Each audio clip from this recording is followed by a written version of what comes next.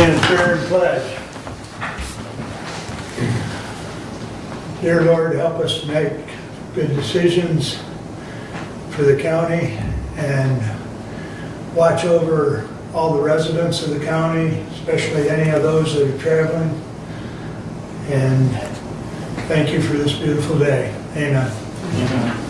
I pledge Allegiance to the flag of the United States of America and to the republic for which it stands, one nation, under God, indivisible, with liberty and justice for all.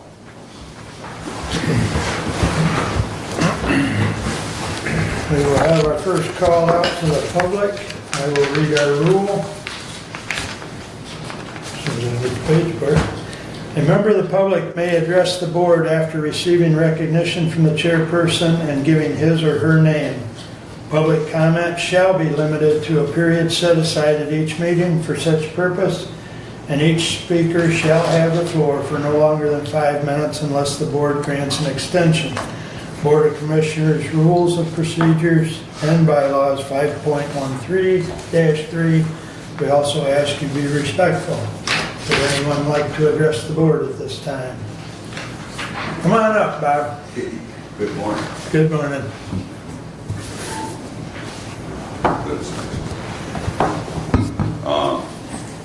One, I guess you guys have already, been enlightened about what the governor is on a 30, or what is it, $80 billion infrastructure monies.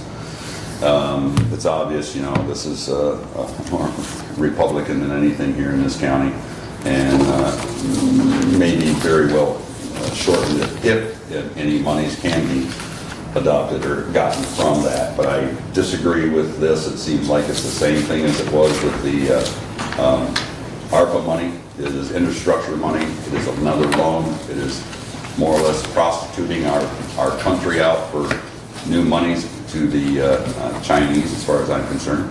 If you want to look in the background, you find that the 7 different countries that has been taking infrastructure monies have also lost from and to the Chinese. It's taken over. Several countries are, they take the money, they now rule. And I think it might be cautious of us to look and see if that can't be rejected. I hope we won't use that money at all. Other than that, I'm not into anything else today. I think I'm just going to say, you guys have a good day. All righty, thank you, Bob. Anyone else wish to address the board at this time? All right, moving along, I'd entertain a motion to approve the consent agenda. Move to approve. Support. Any additions or corrections? Yeah, I would like to pull out 23-106, if we could. And 23-109. Well, where would you like 106? I think, would that fall into your category, Mark? I'd say it's more of a budget. Okay. So we'll put that 23-106 under the budget committee.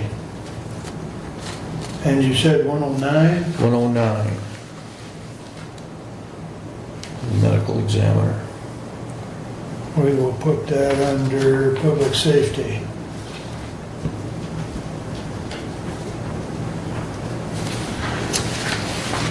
All right. With those two, is there anything else as far as the consent agenda? So, consent agenda as amended. All those in favor signify by saying aye. Aye. Opposed, same sign. Correspondence is listed. Any comments on correspondence at this time?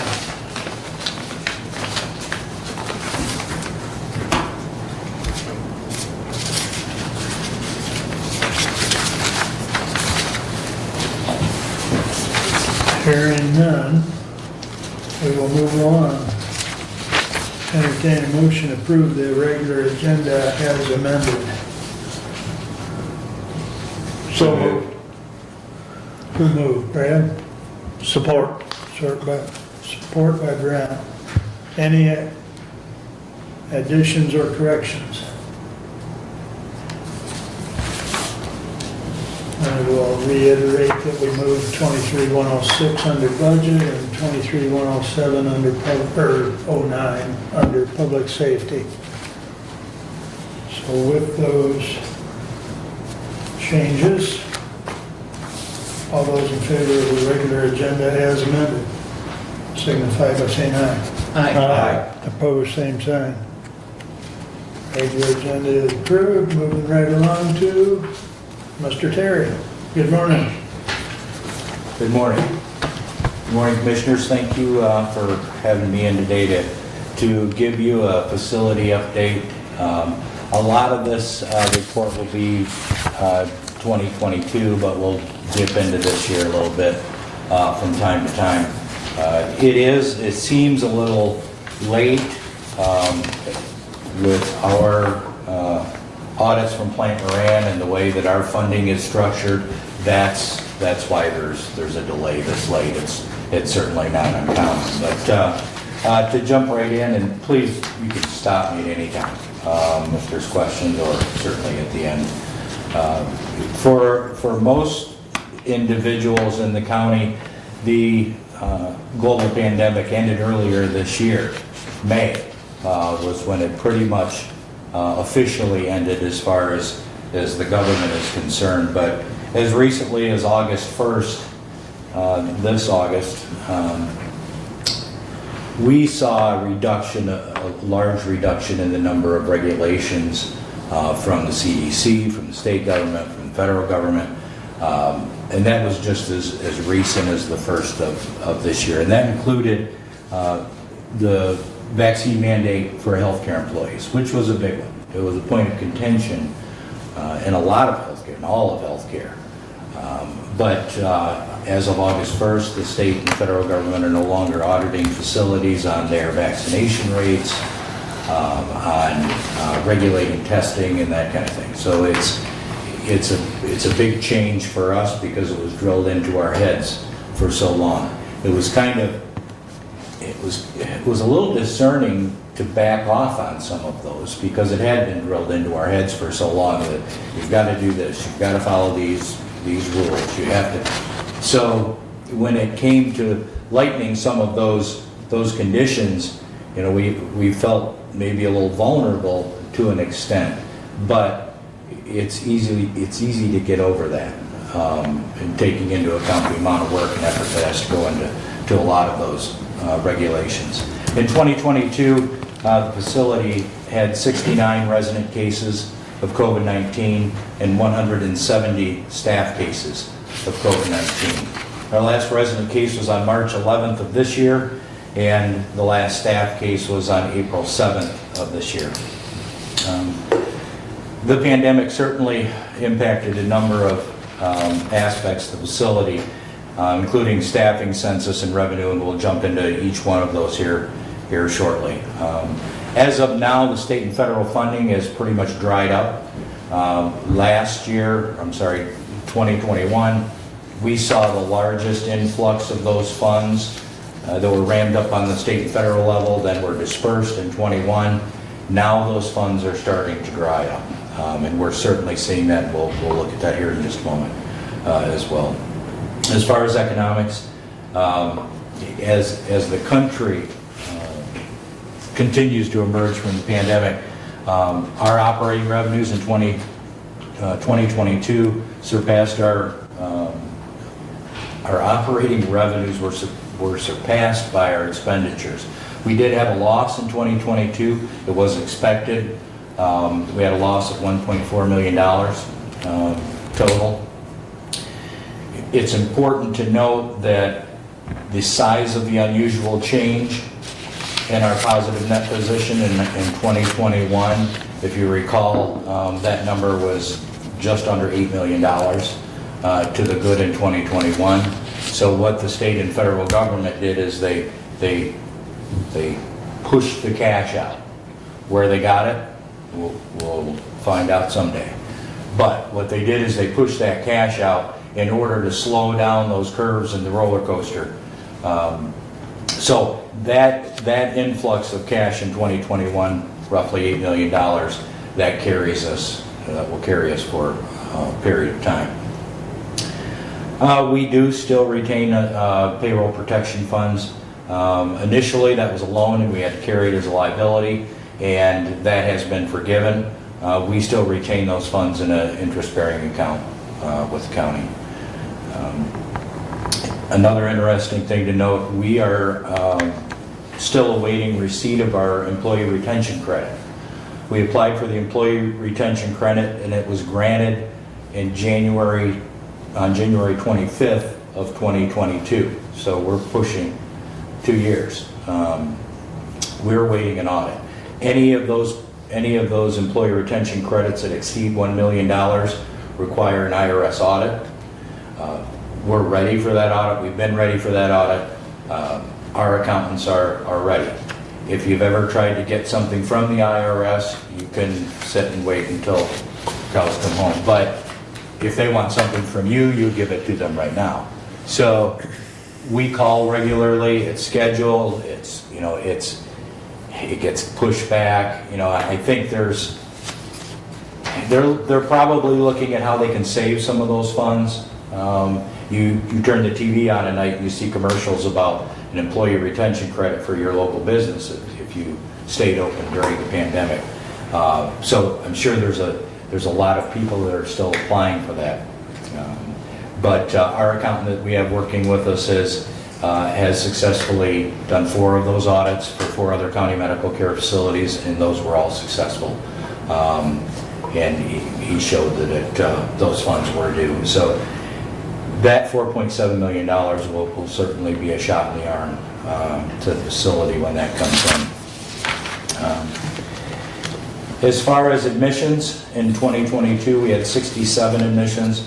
And keep in mind, there were times in there where we couldn't admit residents to the facility, especially if they had a positive COVID diagnosis. So we could retain our own folks that came down with COVID, keep them at the facility, but to bring in someone new from outside, we were limited sometimes on who could come in. Discharged home after successful rehabilitation, 21, and we had 43 deaths in 2022. We talked earlier, a little bit about our non-operating revenue, where some of those funds come, those federal relief funds that were coming in. And here's the glowing example. In 2021, we had a total non-operating revenue of $10,806,059. That dropped considerably in 22. That dropped down to $988,539. So that was a huge drop in those non-operating funds. While we did have a loss, we did keep our expenditures in 2022 to a less than 1% increase, even in an inflationary atmosphere. So our expenditures were held in check, again at less than 1%. Net service revenue increase from $14,517,311 in 21. We did have an increase in our net service revenue to $15,049,798. So we're taking a number of steps to combat that declining operating revenue, and if there's one word that I could repeat 3 times that is the answer, it's staffing, staffing, staffing. It's the same story around the country and probably the world. Staffing is our biggest challenge. They're so intrinsically combined. You have to have the staff to take care of the folks. You can't bring the folks in unless you have the staff to take care of the folks. So it's a perfect example of the cart before the horse. You need the people to take care of the people. So we're doing a number of things to address that. Historically, we would admit on bed vacancy. So if we had an open bed, we would admit someone to that bed. Now we have to look at our staffing levels to see if we have enough staff to take care of the number of folks that we're taking care of. So it's flip-flopped. So it's no longer based on bed vacancy, it's based on staff availability. We're continuing to use radio, print, and digital media to help our onboarding. Education and retention and recruitment efforts continue. Things like sign-on bonuses, hourly wage premiums, shift differentials, paid education to new staff and existing staff. So we're pulling out all the stops for not only bringing the folks in, but trying to keep them, and you'll see an example of that here in just a minute.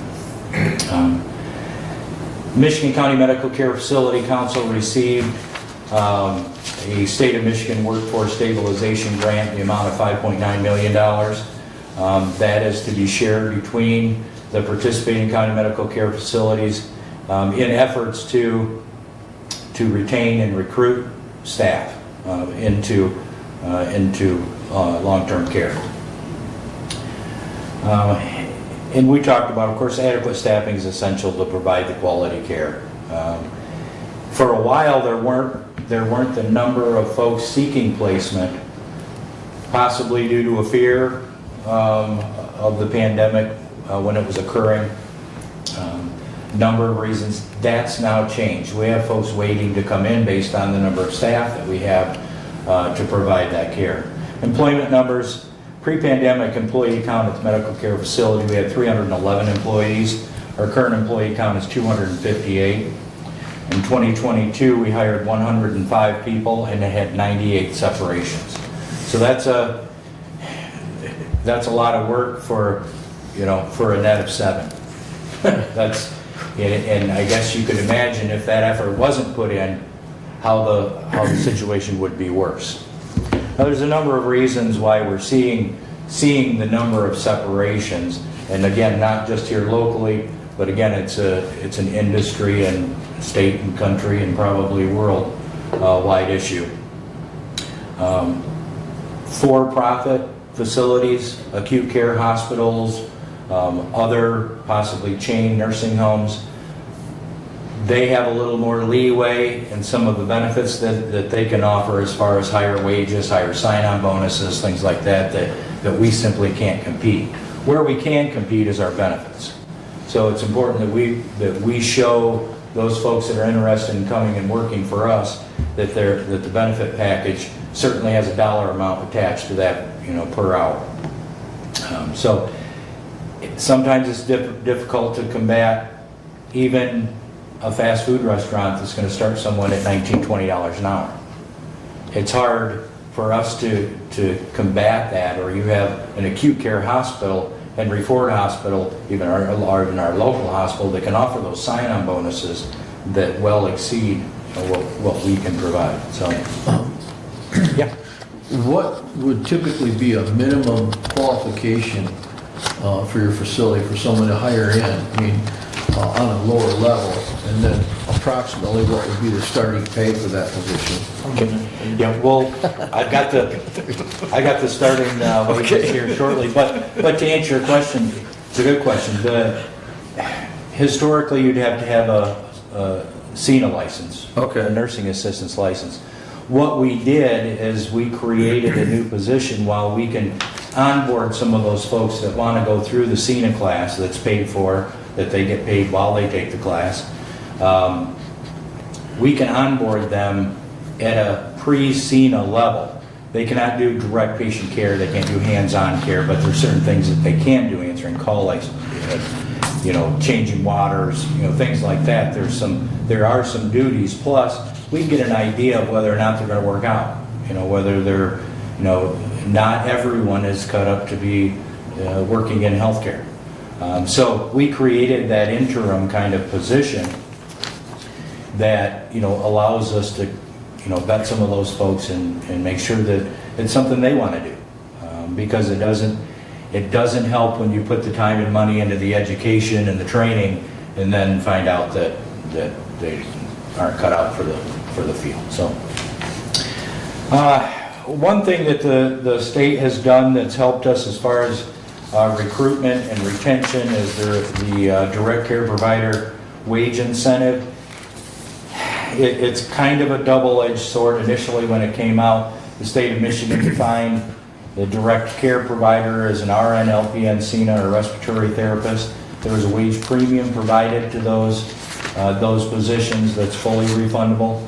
In 2022, the state of Michigan reimbursed the facility $532,566.68 in those direct care provider wage incentives.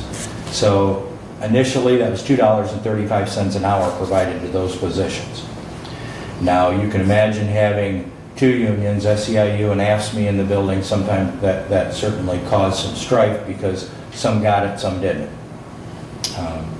So our board made arrangements to try to keep everybody whole, and only part of that was reimbursable.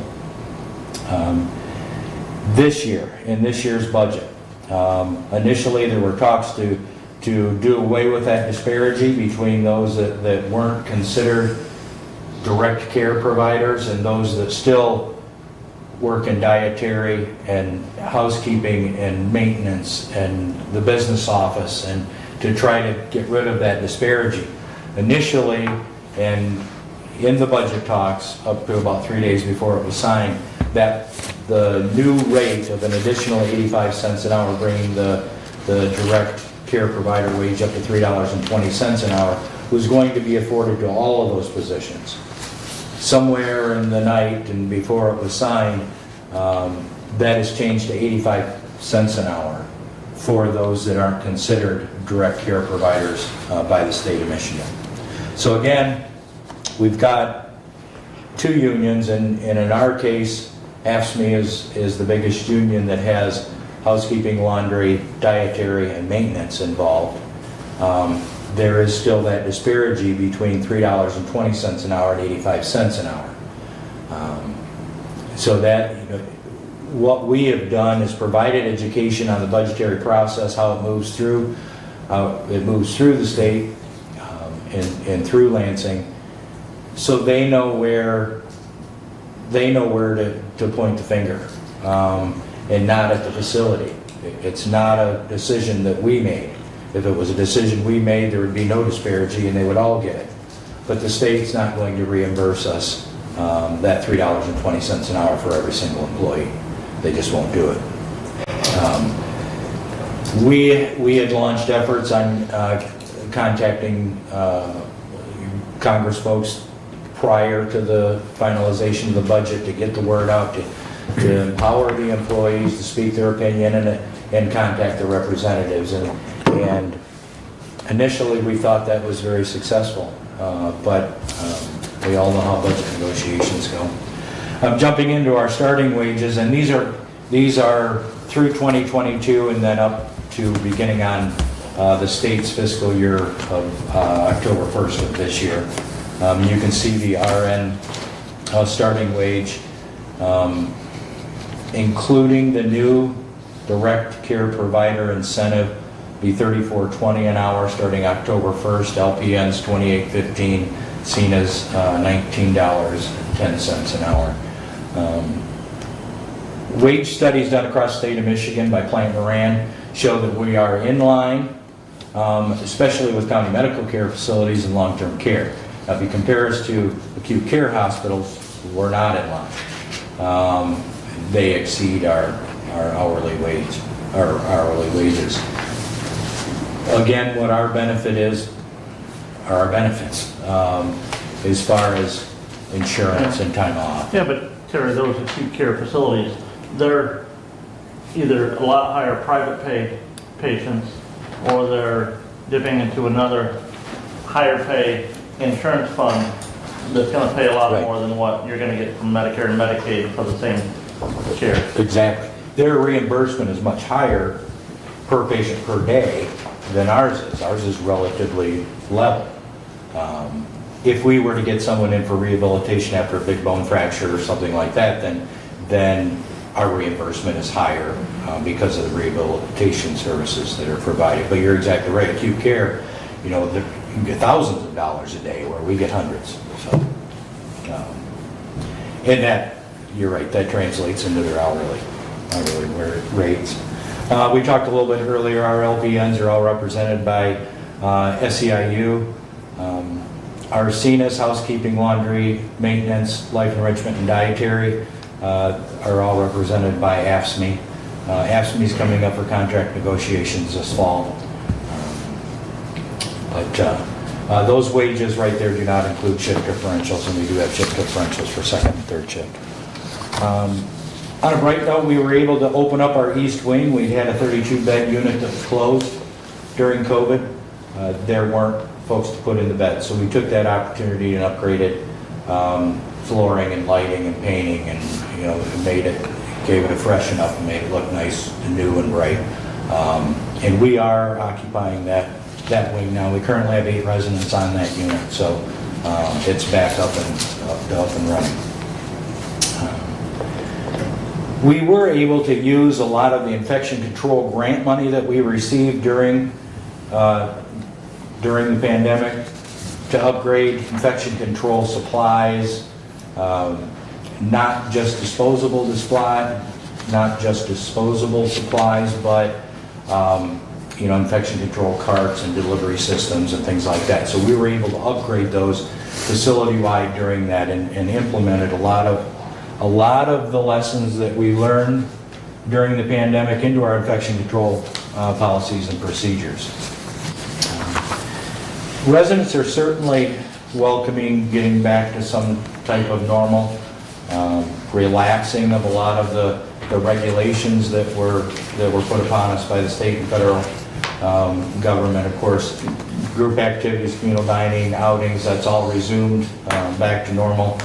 We're able to have some of our annual events that we've had for years and years, but hadn't for the last 3. Our annual 4th of July picnic, our annual circus where we invite the staff's children into the facility, so there's that interaction between our elders and the younger folks and the folks that take care of them. It's a great event every year. We had that last week, and the turnout was wonderful and certainly appreciated. In closing, we're proud to announce the facility is recognized by Newsweek magazine for the 3rd year in a row as one of the best nursing homes in the state of Michigan. It's nice to have that recognition based on quality indicators, and it's a tool for us to use in recruitment, not only for new staff, but also for residents that are looking at the facility for some long-term care. And that does conclude my report. Does you have any questions? Sure. Yeah. Terry, how long is the senior training program? How many hours? You can start to finish in 2 weeks, including clinicals. I think it's 40 some hours. It's not a long class at all. The good thing is you get paid to take it while you're sitting in class. You pay for your testing. So if someone is at all interested and motivated, they can get a hold of the facility, and we have classes every month running. So it's a good opportunity, not just for maybe somebody fresh out of high school. It's older folks that wanna become a CNA. We'll pay you to take the class, to get your certification, to test. You can come out of there with a career opportunity. So. I don't know if you would qualify at Michigan Works for some assistance on some of that training. We have, absolutely. And you do qualify? Yep. We work closely with a number of organizations, state-based, local-based, and county to county. We work closely with Lenawee County on our nurse aid training program. We work closely with Jackson County on our nurse aid training program.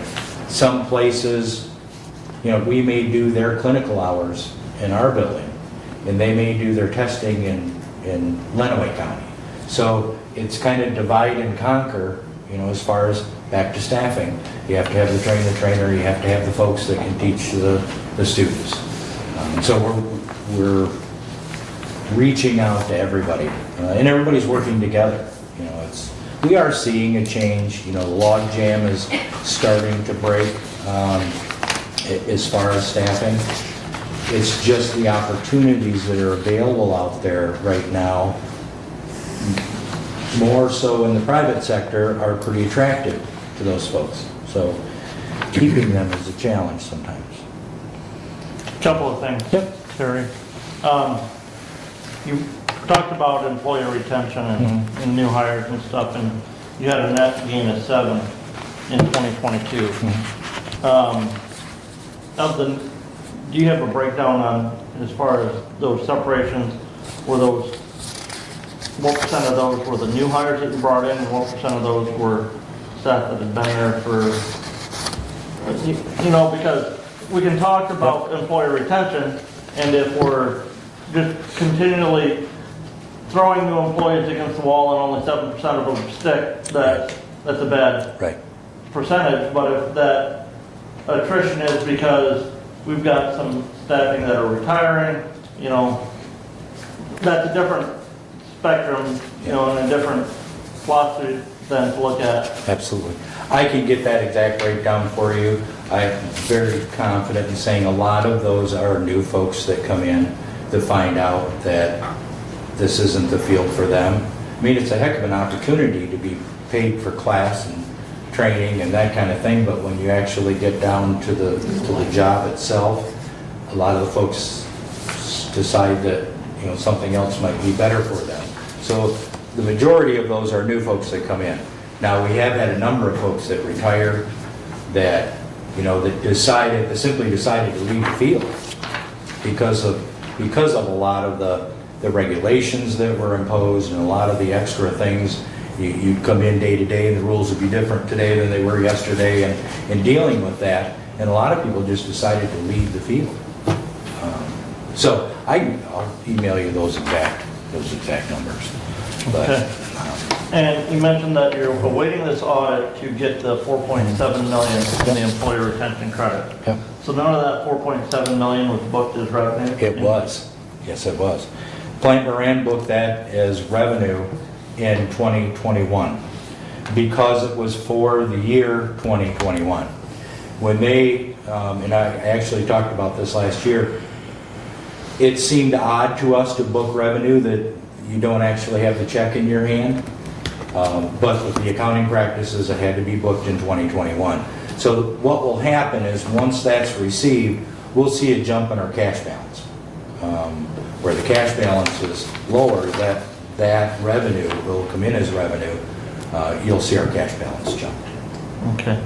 And then the final question, and the state already sent you guys a letter on this. Operating revenue has been negative at least for the past 3 years. Yep. Okay. Do we ever get to a point where that's a positive or a break even on just operating revenue and not worrying about all these other funds to then help balance that budget? Yes. We get to that point simply by increasing census. So to do a little quick math, for every resident, reimbursement's roughly $10,000 a month. So at 10 residents, you're looking at $1.2 million a year. That's adding 10 residents for a year. So the answer is yes, you get back to not having that loss in operating revenue simply by increasing your census. But you can't increase the census till you have folks take care of them. So it's back to it's the chicken or the egg. But the answer is yes. We of course filed the reports with the state of Michigan because every time you have that disparity, you have to explain what you're doing. And a lot of what I've given you today was in that report. Well, pre-COVID, we were positive, Terry. Absolutely. Yep. So, And it wasn't grand, but it was positive. It wasn't millions, but it was positive. go ahead, Doug. So the census, how many residents, how many do you have in care now, and how many are you capable of if you have full staff? Okay. Our bed capacity is 170. We're at 127 today. So we're down considerably. More than room for 10. So that's, that's actually come up. We've set census goals for budgeting purposes, based on increasing the census. Right now, we're lagging a little behind our census goals.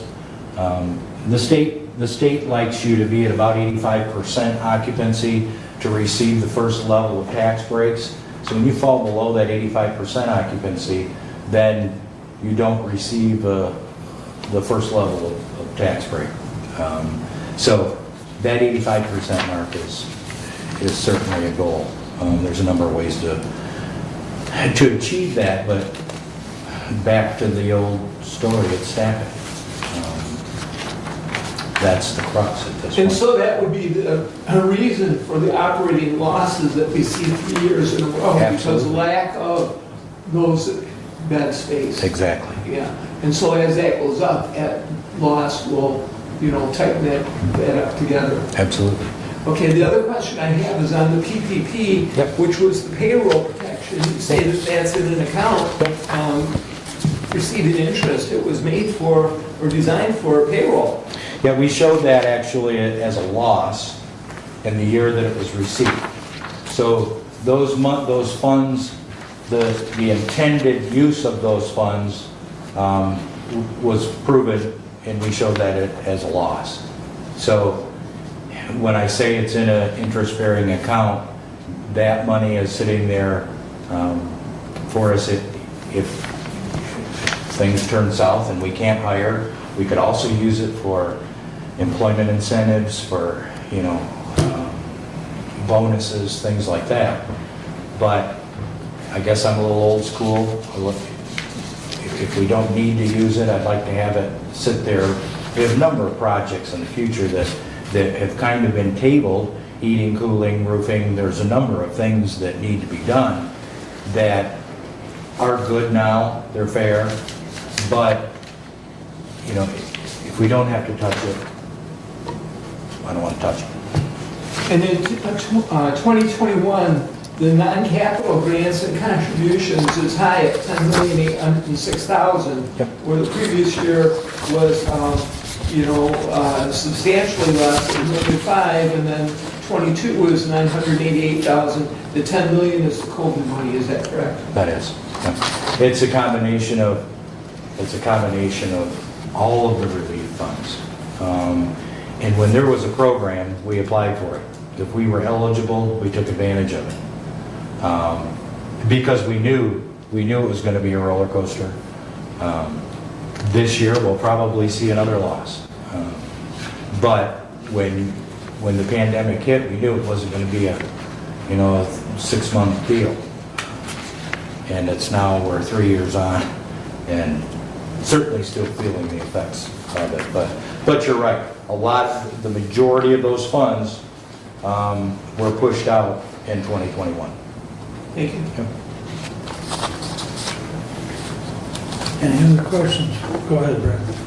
Terry, you indicate you have 2 labor unions. When are their contracts up for renegotiation?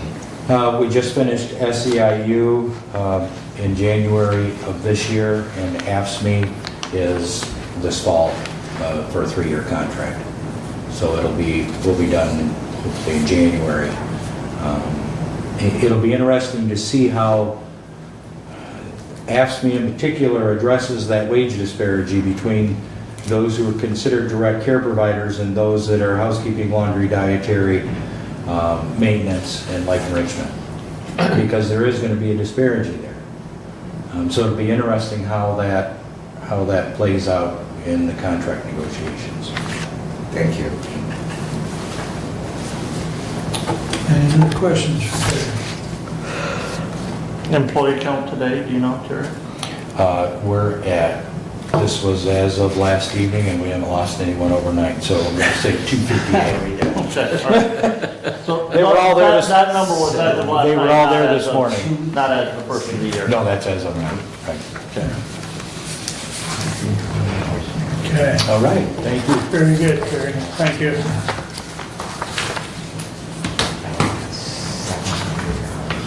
All right. Doug,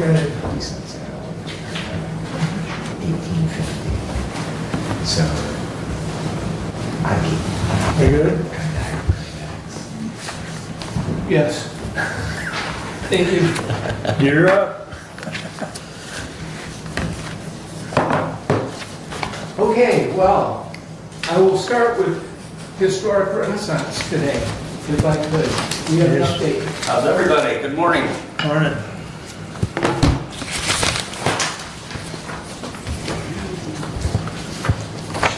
Sir?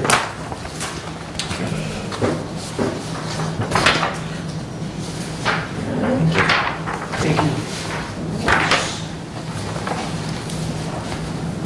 So when we last met, was it middle of June, end of June, I think? We had talked about the change order for all the replacement stonework, and then we decided to come every 45 days plus or minus, so that's what I'm here to do.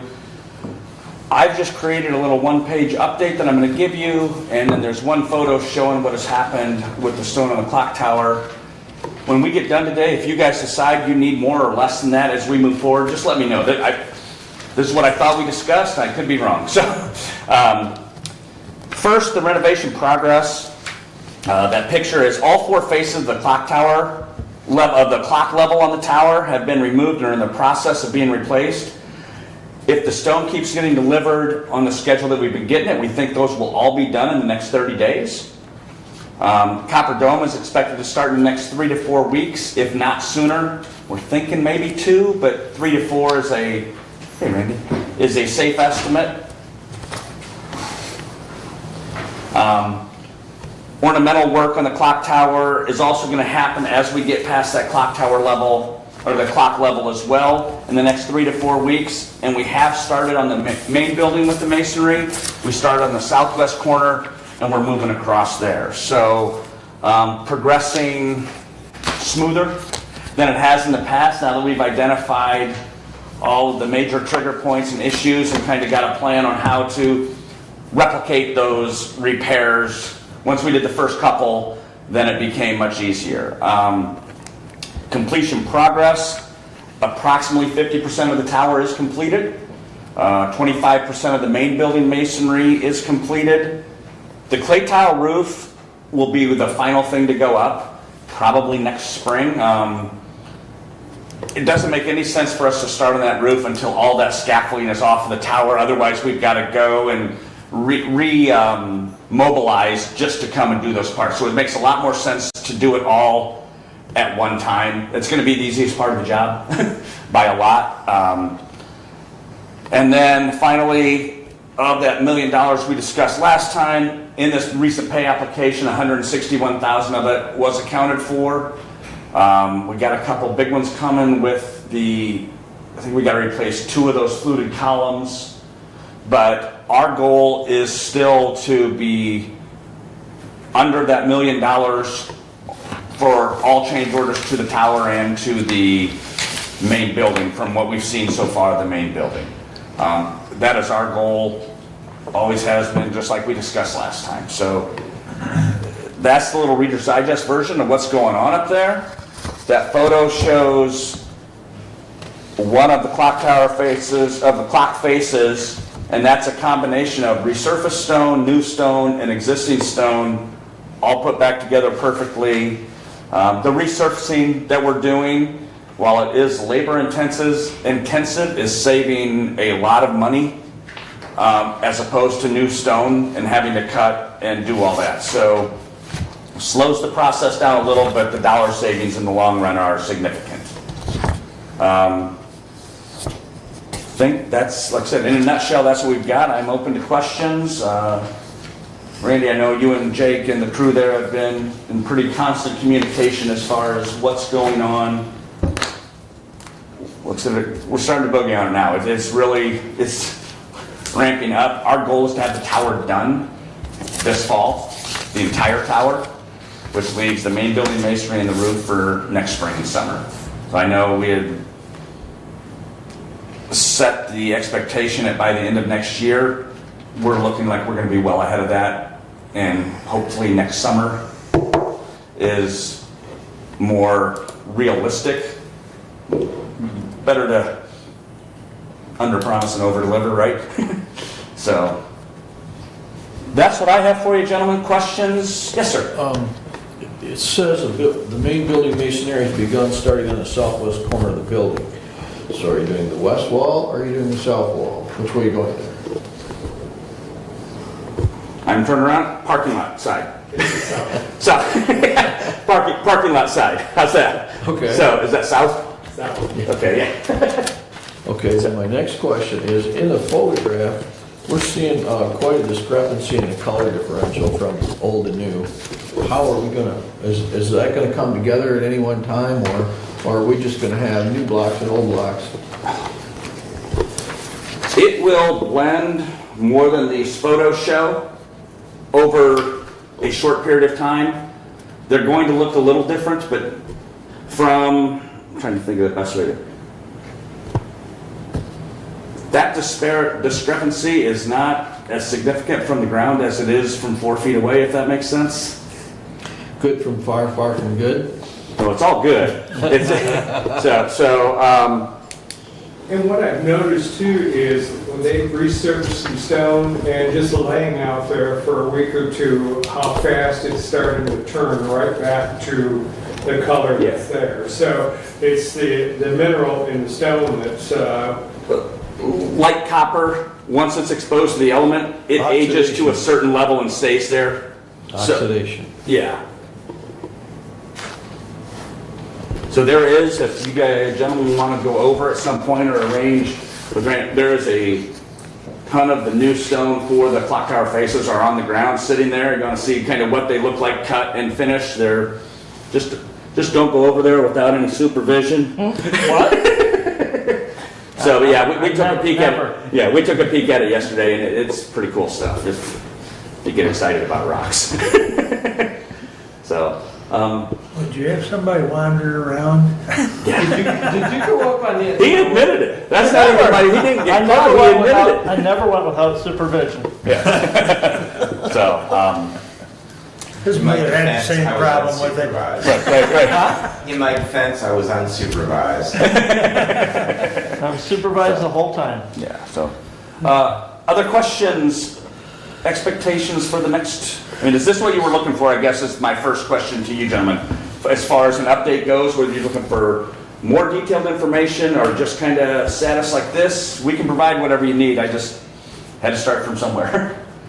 Well, for me, this is good. Okay. And the reason it's good is because the other commissioners don't necessarily spend as much time speaking with facilities on this Right. subject as I do. Right. You know, and so this is good to bring everybody up to speed. We're happy to I did do have it. a couple of questions. Sure. One was an observation that I was not aware of, that the work on the stone below the roof line. I thought we were going to go above the roof line and then make further decisions before we went below the roof line. Maybe that was a misunderstanding. On the main building? Yes. I didn't realize we were moving on down. When I saw that the other day, it was an eye-opener for me. I thought it was all pretty laid out as far as the scope of the work. Other than the one thing that we had talked about is to pay for the additional $1 million above the roof, we might have to cut back on some of the work below the roof. I don't think that's going to have to happen. I think we've figured out between the resurfacing and what we've found since our last discussion, I think we're going to be able to get all of it done properly for that $1 million or less.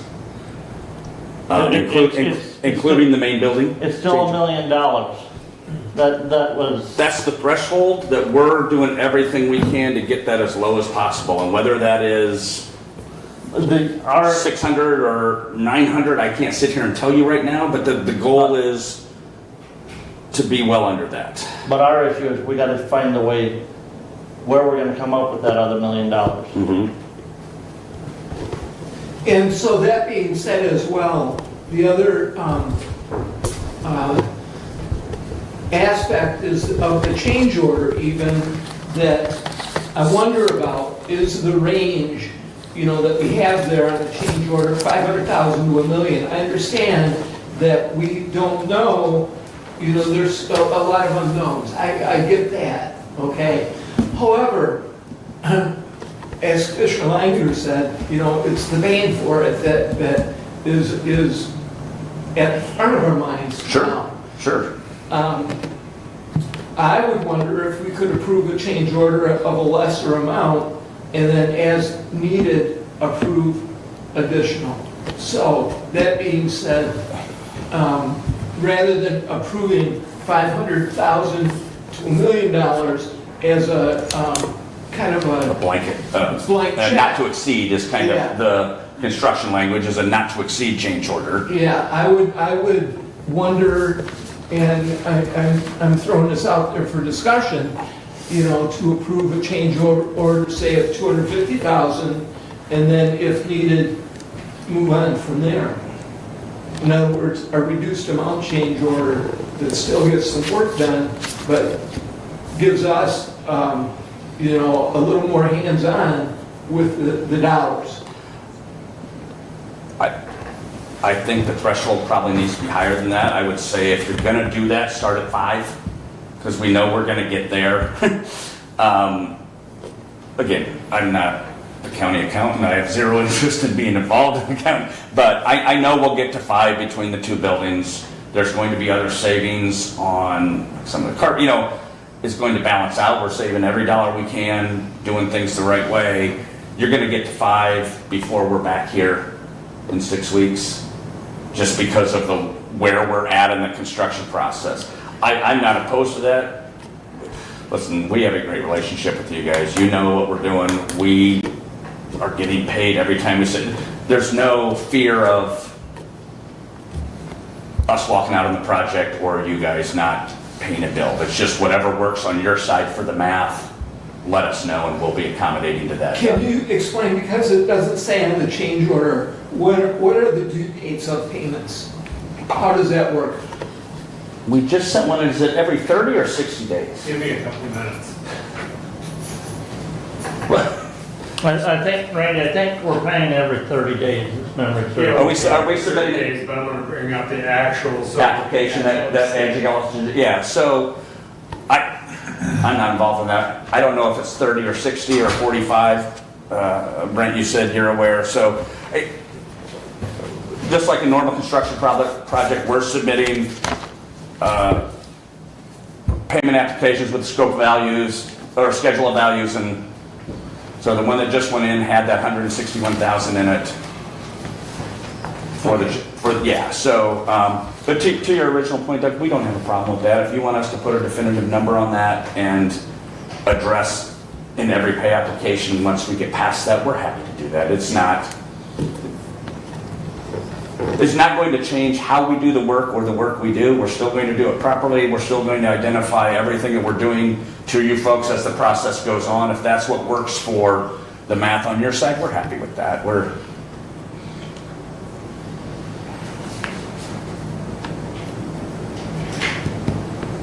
Seems as though a lot of things can happen between $500,000 and $1 million. Yeah, another $500,000. Yeah. About 500,000 different things. Steve, what we are pretty confident of is that we're not going to find anything on the main building or what's remaining. We think we discovered all of the issues on the actual tower. It's just, as we pull out individual stones, they're bad and it's bad behind it. So it's the same problem that we're finding again. It's not a new problem that we've got to re-engineer. And it's like, okay, this one's bad. We know it costs this. This is the time to get that stone delivered. That's another one. Add another one to the column. So.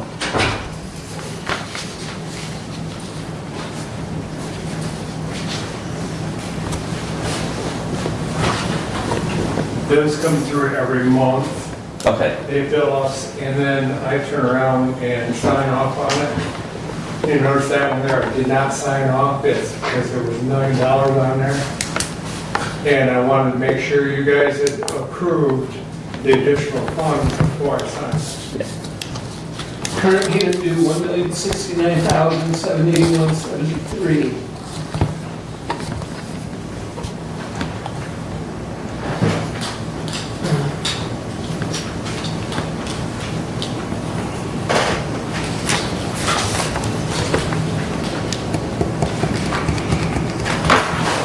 Now, the way this is kind of working, if you put a cap on it, say $600,000, and they get up to that, they're not going to stop.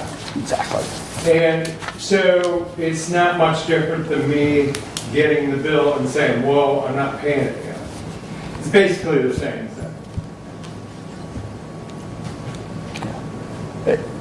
Again, it's whatever works on the accounting side for the county, just let us know and we'll make that happen. It's not, we're trying to save every dollar of that million we can and not bill you for it. I can sit here, look you guys in the eye and make that promise that we are doing everything the right way. And like I said, resurfacing instead of replacing if at all possible. While they're looking at that, can you explain like the clock itself, what we're actually doing with the clock mechanisms? We're not going with the original. So we're resurfacing the faces with a gentleman who, that's all he does, and he's kind of semi come out of retirement to help us with this one last project.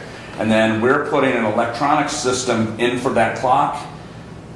And if I remember correctly, it's in a year or so, that wires down into your network. So you can ring the bell and run the clock and do all of that, not from your office, but basically from your office or from a server somewhere. So it's going to be modernized. It should never go down.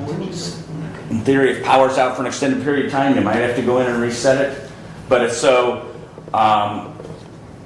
I don't know if they're bringing that original work. And I think, Brad, we had talked about it in the very first time I was here about getting the mechanism from the original clock out of there. Yeah. And I don't know where they are construction-wise or if that's feasible. So I don't know if it can go through one of the openings for the clock face. That Right. would be, I mean, I stood next to that thing. I've got pictures of it, Yeah. but I can't tell you, I'm thinking that it's like a bar pool table size. The question, Commissioner, is where are we gonna put it? We get it on the ground and I've got a recipient that will, so the Historical Society is. we see them a lot in courthouses that have redone their clock towers. If they pull them out, it's literally in a, lack of a better word, a trophy case in the Right. center. It's a cool piece. There's no doubt about it. It's cool. It's getting it out. And then once you get it out, how do you get it down? That's $5,000 a day for a crane rental. It's, Well, that's, It's a thing, right? When you had the crane here, because we were talking about picking up, the top of it, Yeah. we're not doing now. so. Does this include the change order figure? It does. Yes, If this is what I I believe looked it does, at yesterday, we go down here under change orders. This, That's probably how they got it in the first place. Isn't that factored in? 730. This isn't what I was looking. Oh yeah, the last line item there, 161, 369. But the total, It does not. That's just against that $1 million we discussed last time because it hadn't been signed. So we, again, just doing the work and keeping moving forward. because I was looking at the grand total at the bottom, and that figure was in line, but that's why it's not that. Yeah, that's just a progress payment for work completed. So. Again, I was looking at, So Brad, I will have a This chat figure with is Jake cool. Okay. about that and see how But it feasible that is. I mean, it's half and half. The ones that get out Yeah. are display pieces, and the ones that stay in there are just in the So way this for is not everybody included working in that this. clock tower for the rest of their lives. Because it's, I don't disagree that it's cool. It's, I mean, Okay. I'm a watch guy. It's just a gigantic watch. yeah, it's So- pretty awesome. It's, Okay. I'm on your side with that, so. That's exactly the update that we're looking for. We can do that Thank you very much. every 4 to 6 weeks if you guys need it. You tell us when you want us back, we'll be up here. That 6 weeks works. Okay, perfect. Yeah.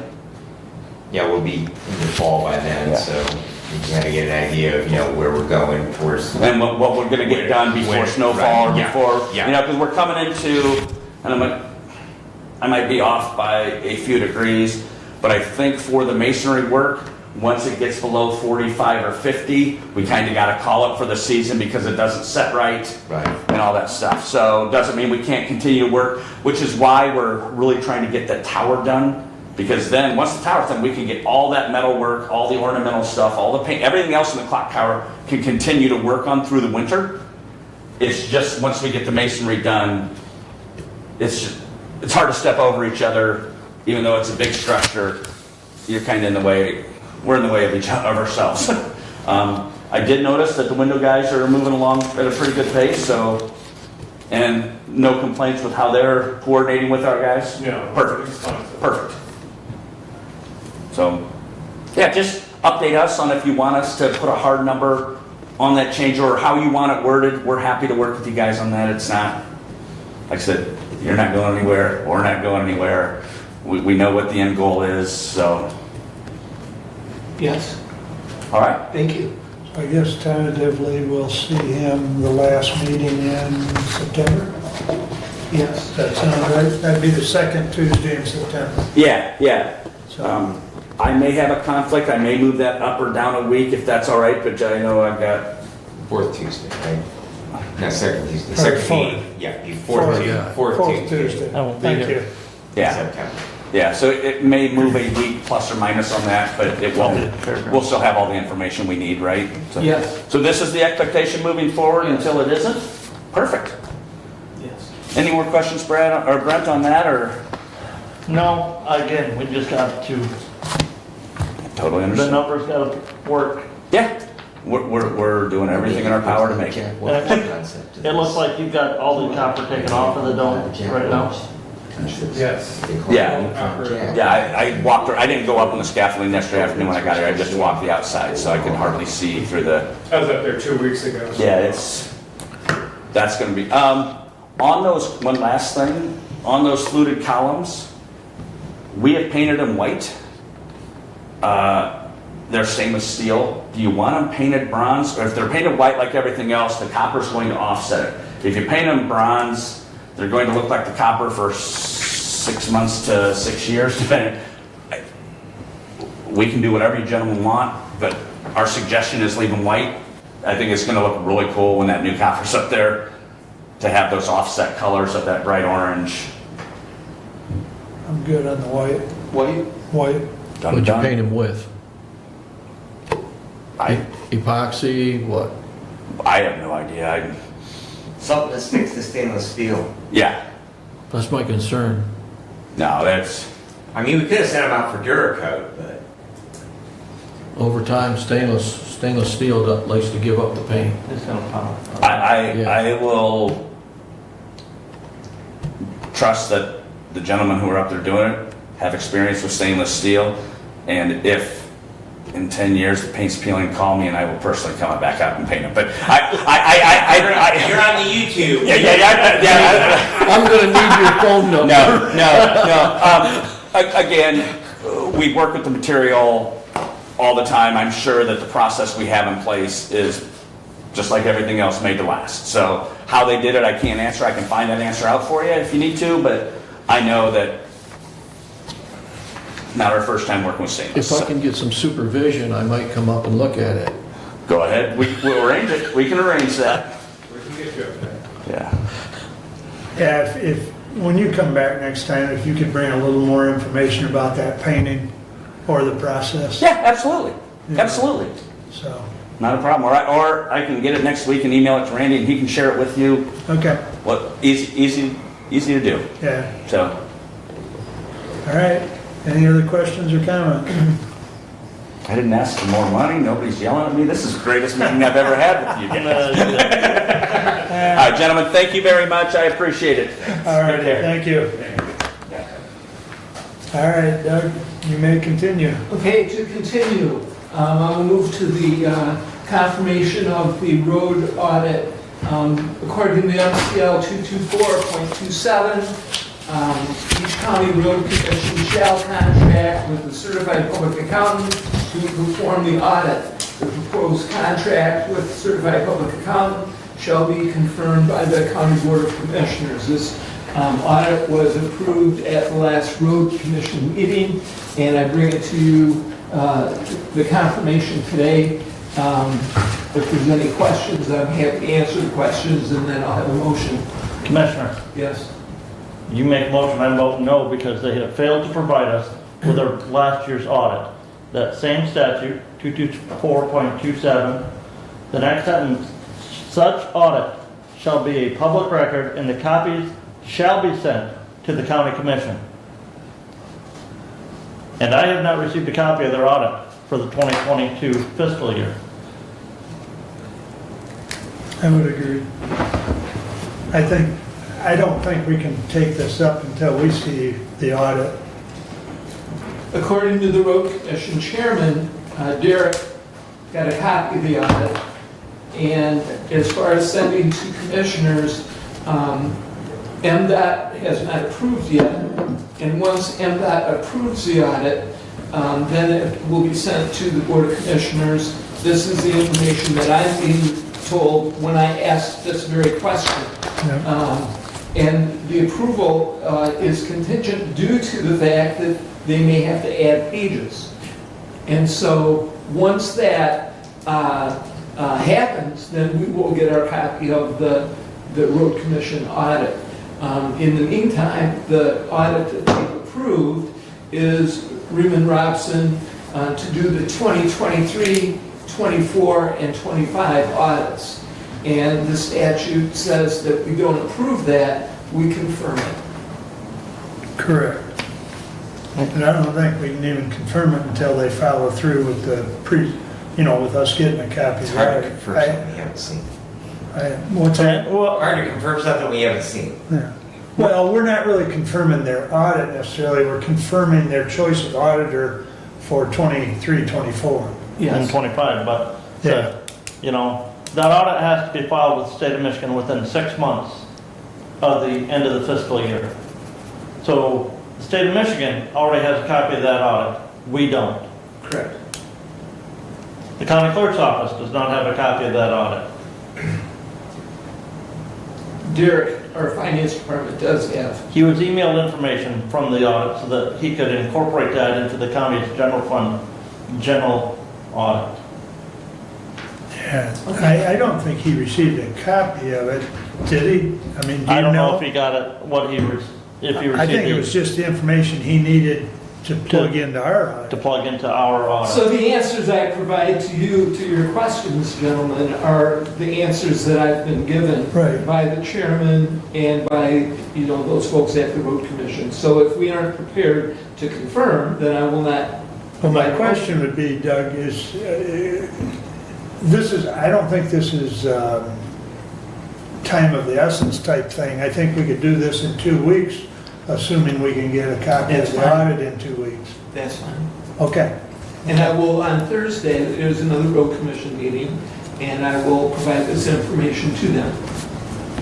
Yeah, we'll just carry that item forward if that's okay, because I really agree with Commissioner Leininger that we really need to see that. Because I don't think we got a copy last year, did we? We finally did after they like to send out what they call their annual report. Right. But that's not the audit. No. And that was brought to Chairman Godfrey's attention, and they did send out a complete audit to all of us afterwards. But yes, it's,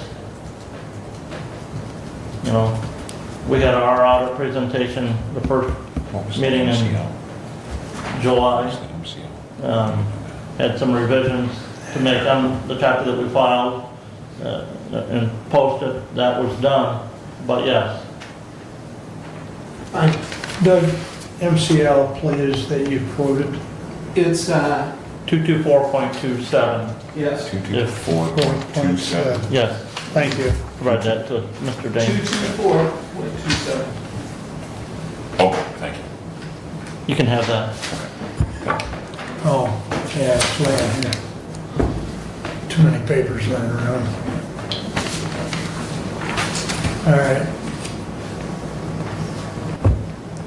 All right, I think it's good discussion, but I think we'll just keep that on the agenda for the next meeting, which is on the 22nd. Thank you. All right. To continue with the road Please. commission, all the townships that have been brined on their first round The second round, for those who have requested a second grinding, is beginning. The Camden Road Timber Bridge is complete. It is to be paved. All local paver patching for townships is completed as well. They are sharing certain projects with Jackson County, especially in certain equipment that they can work back and forth between Hillsdale and Jackson counties. Territorial road bridges have been submitted to MDOT, awaiting approval, and as well, the 2023 safety projects have been submitted to MDOT, which are items such as rumble strips and line painting. The roads in Lewis Emery Park have been shored up along the ponds. Still waiting on Eagle to determine what can be done as far as additional work. If any of the gravel or any debris goes into the ponds, there's a different set of regulations dealing with Eagle. So far, work that has been done did not interrupt anything with the ponds, but it did shore up the roads. Hillsdale City Council, last night they announced the airport flying event, which will happen on Sunday, September 10th. That's a 7 a.m. to 2 p.m. event presented by the Exchange Club. They have had hot pancake breakfast. They do small airplane rides, and it's a very nice day at the airport on September 10th. That's a Sunday, isn't it? That's a Sunday. Yep. They call it and it is the 8th annual Patriots Day fly-in. And it's rain or shine. Last year it rained. The pancakes are in one of the hangars, and they're very, So they weren't soggy. they were good pancakes. Well, only if you use too much syrup, right? There's no such thing. Only if it's maple syrup. Okay. Also at City Council, they approved certain new enterprise zone applications for developments that they have on Bacon Street. They talked about Willow Oak Street stormwater project, and they did set a public hearing for a special assessment district for St. Joe Streets and Griswold. In the city manager's report, he announced that the social district will launch on Friday. The brewery currently is the restaurant bar that has completed their application. Other applications are in process, but the social district will begin on Friday.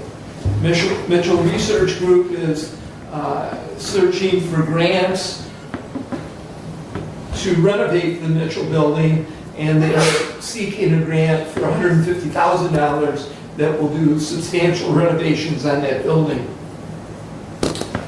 Rec Department announced that this weekend is the last weekend for Sandy Beach, with the kids going back to school. They have short staff as well, so this is the last weekend for Sandy Beach as far as having a permit. Football registration is open. Coach Pitch this year has 240 kids. September 8 and 10, the Indiana outboard races will be at Buggy's Lake. They had a couple years off on that. They're very excited. The races they're small hydroplane boats. They're very exciting races, and it's a fun, nice day. Of note, the Public Safety Committee will meet on Thursday. Hillsdale City Public Safety Committee will meet on Thursday, August 10th at 6 p.m. to discuss and receive comments from residents regarding noise disturbances and issues at Sandy Beach. Wait till they hear those little boats fire up. It's like a million angry bees. It's daytime, not the disturbances that the residents are having issue with are the after midnight volleyball games and other activities going on at the beach. I thought they locked the gates at 11. The gate is not physically there currently. So that'll be a very interesting meeting. I do plan on attending that meeting. I did speak with Nathan Hall on Tuesday, explained the floor plan arrangement that we're hoping for at DHHS. He assured me that he would have something to us by the end of August prior to Labor Day. So we'll have something very soon that we can look at, and then we'll make decisions moving forward on what we think we need and can do. And that completes my report. I'm happy to answer questions if there are any. Just a comment, Yes? road commission, Yes? 49 is closed again. That's not a road commission, that's, That's MDOT, but I talked to Bob Godfrey, and the communication between the road commission and the state is poor at best. Because Bob said that him and Bob Griffiths don't even know what they're doing. They've got a bunch of equipment again at that same culvert area right there south of Arkansas Road, but it's closed between Arkansas and Bankers. So, for how long and why? because my understanding is when they closed it earlier this year, they didn't actually replace the culvert. They came and did core sample type things to find out what the subs. Oh, they did some ditching and stuff, but yeah, whatever they So did, they they are now didn't cutting finish that it. road and are replacing that culvert. And Okay, it sounds like they're replacing it, who knows, with another metal culvert or with a I'll let you cement. know, seeing how I go by that intersection fairly Not regularly. right now. Oh yeah, it's just south of Arkansas. So I, So you can see it when you come to Arkansas. yeah, Yeah. exactly, yeah. Um, But, you know, it's disrupted traffic again, so. I'll touch on that in another issue when I get into my report. Commissioner, couple of things. There's a couple of, in the communications, correspondence, there's a couple of things from the park trustees in there regarding their budget. Okay. Okay? And I discussed this with Mr. Raymond yesterday, and he has sent correspondence out to the road commission regarding that. What they're showing is an adopted budget, and their figures are wrong. They're showing a county appropriation of $60,000, and the county appropriated only $20,000 or $40,000 to the parks. They had requested more than that, but we only appropriated $40,000.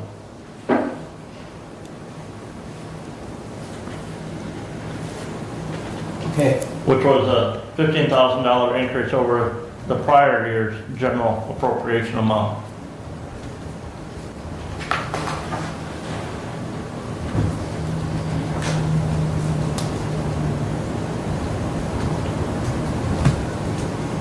You see that as a special appropriation for weed control.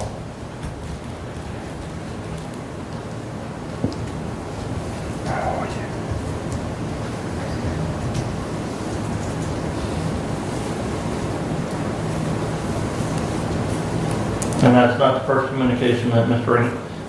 Derek's had multiple communication with them out there that, the county appropriated 40,000.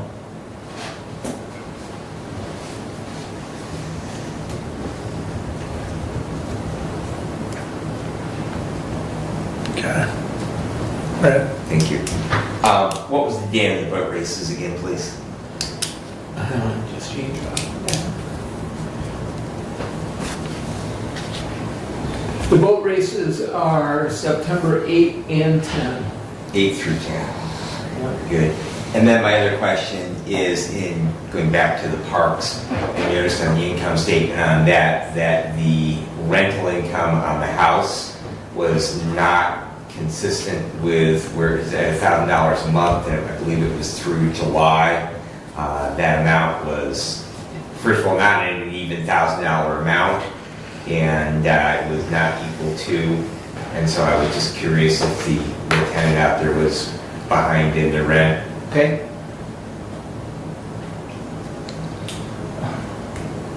Commissioner, in that regard, the one statement does show it at a $6,000 figure. The other one, it is less, but they're setting part of that rental, they're taking part of that rental income and setting it aside into a repairs Okay. fund for the house. So if you add those two together, it does equal the the $6,000. Okay, then that answers my question. Yeah. Because that wasn't clear from just scanning that, but I was not taking a deep dive into them, I was just scanning the documents. Yeah, because if I remember right, on the discussion, we encouraged them to, Have a capital improvement. yeah, for set repair. aside Yeah. a portion of that. So, and Commissioner, if you look at that first parts report, Mhm. it shows tenant house rental income of $5,700. I have to go back to it, so go ahead. And the next line right underneath that, it says reserved for tenant house repairs, $50 per month of $300. Okay. All right, thank you. All makes sense now. That's why we ask questions. And that's why I provide that information for the commissioners. Appreciate that. Any other comments or questions for Doug? Thank you. All righty. What I, yeah. All right, let's see. Brent? Thank you, Randy. Resolution 23-106. To the Honorable Board of Commissioners, we recommend payment of $9,208.20 to the Michigan Association of Counties, 110 West Michigan Avenue, Suite 200, Lansing, Michigan, 48933, for the fiscal year 23-24 dues for Hillsdale County. This period covers July 1, 2023 through June 30, 2024. We further recommend payment of same be taken from the membership and dues account number 100-101.00-810.000. Respectfully submitted, Brent Leininger, Chair, Budget Committee, and I move for adoption. I second. Steve? Okay, my question is, the same discussion we had with the Michigan Township Association. How does our $9,000 payment compare to the counties around us? And what are we getting from the MAC for our $9,200 for our tuition, if you will, our membership? Well, number one, key difference between this and the MTA is this is the same figure as what it was a year ago. That was one of my questions.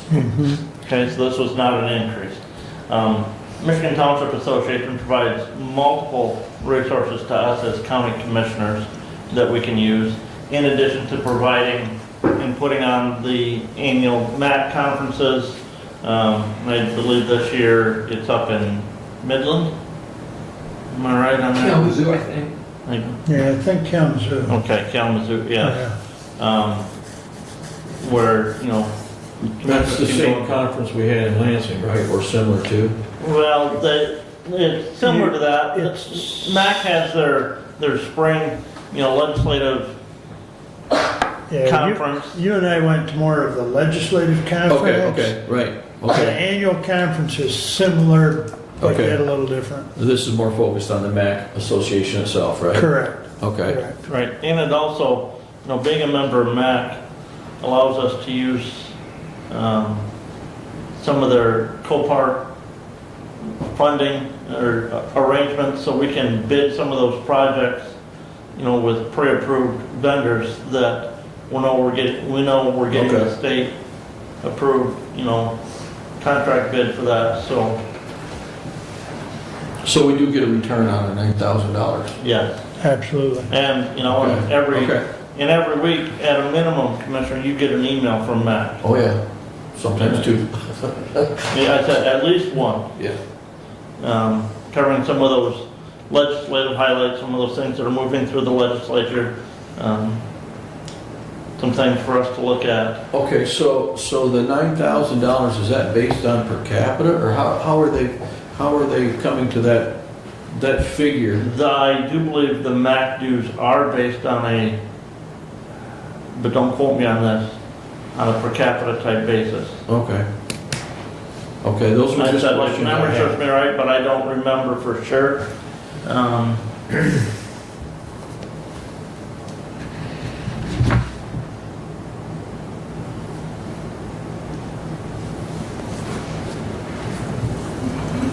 And that's not covered in the invoice.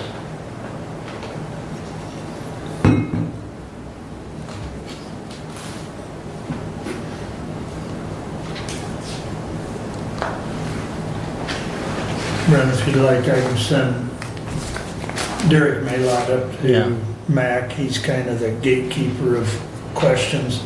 And if he can't answer it, he sends it off to someone. I can certainly shoot Derek a email and then forward it out to everybody. Mac also does some lobbying in Lansing for us, don't they? Oh, Correct, on absolutely. behalf A of lot. counties. They have a legislative team that Yeah. I think you and I both heard them, have a legislative update. So, They also provide the new commissioner school that we attended. Right, right. Well, those were just some of the questions I had for our $9,000.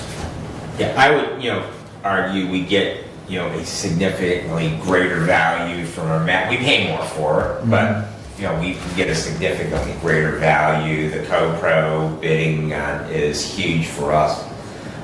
There's a number of other services that we get through them. So, and then, the other thing to you already and the other commissioners is an opportunity. MAC has a number of subcommittees that focus on different things. I know I served, they had an agriculture and tourism committee, still do, that I served on, which is a statewide for MAC, beyond the board. There's lots of other opportunities there as well to promote things for doing things that benefit counties.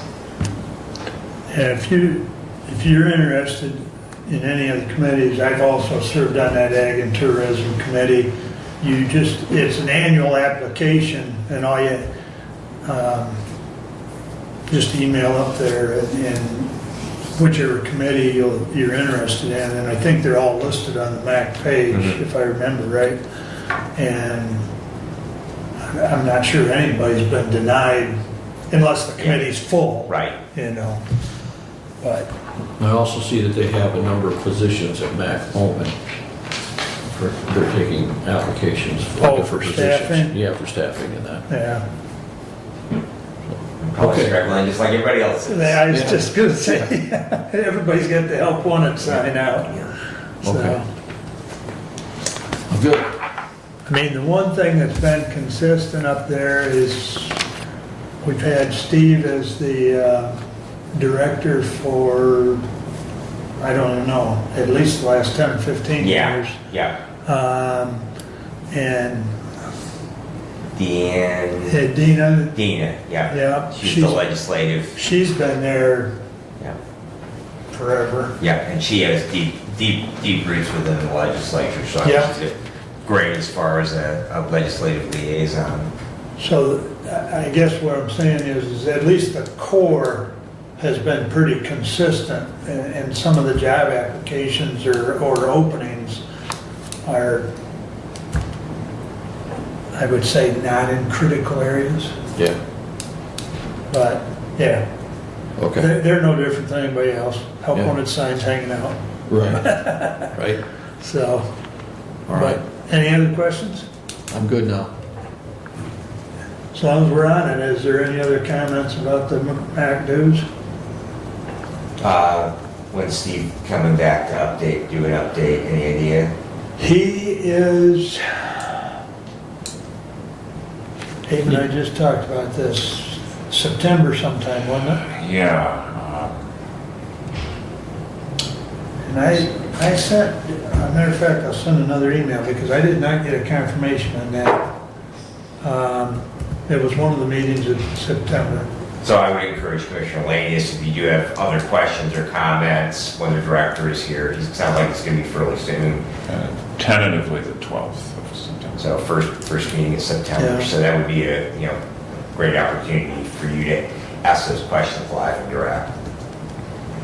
Good. And I'll email again on that because I'll have to check email. I don't know that I got a response on that because, yeah, Abe and I talked about that just a few weeks ago. All right, anything else? We'll run her through a roll call, 23-106. Please go. Commissioner Wiley, Yes. Commissioner Benson, Yes. Commissioner Leininger, Yes. Commissioner Ingalls, Yes. Commissioner Lanius. Yes. Passes 5-0. Thank you. Please continue. Okay. I met with Derek yesterday, discussed the upcoming budget year. We did, in July, we sent requests out to all of the department heads for their budget requests for 2024. The deadline for those is Friday. And I'm kind of firm about deadlines. The deadline is Friday. He did send out an email this morning. Department heads, the deadline is Friday. Derek and I are going to be meeting on Monday to talk briefly about those budget requests. So have those in By Friday. by Friday. We keep So looking like at election me. after 4 p.m. or do we have till 5? And this is end of the day on Friday, but if you don't, as far as I'm concerned, if you don't submit a budget request, that means you don't get any money. Plain and simple. That'll work. Saves the county some money. That'd impact his own check, wouldn't it, if we don't get it? Yeah.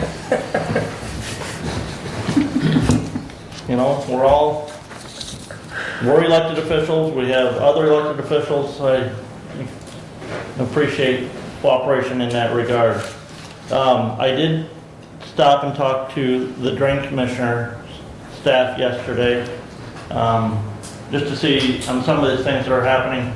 I was more concerned about M99, south of Burt Road, in between Burt and Camden Road. And that's when I learned some of the information about M49. For those that don't know, M99 has been reduced to one lane in that mile because the road is collapsing due to a failed culvert underneath the road.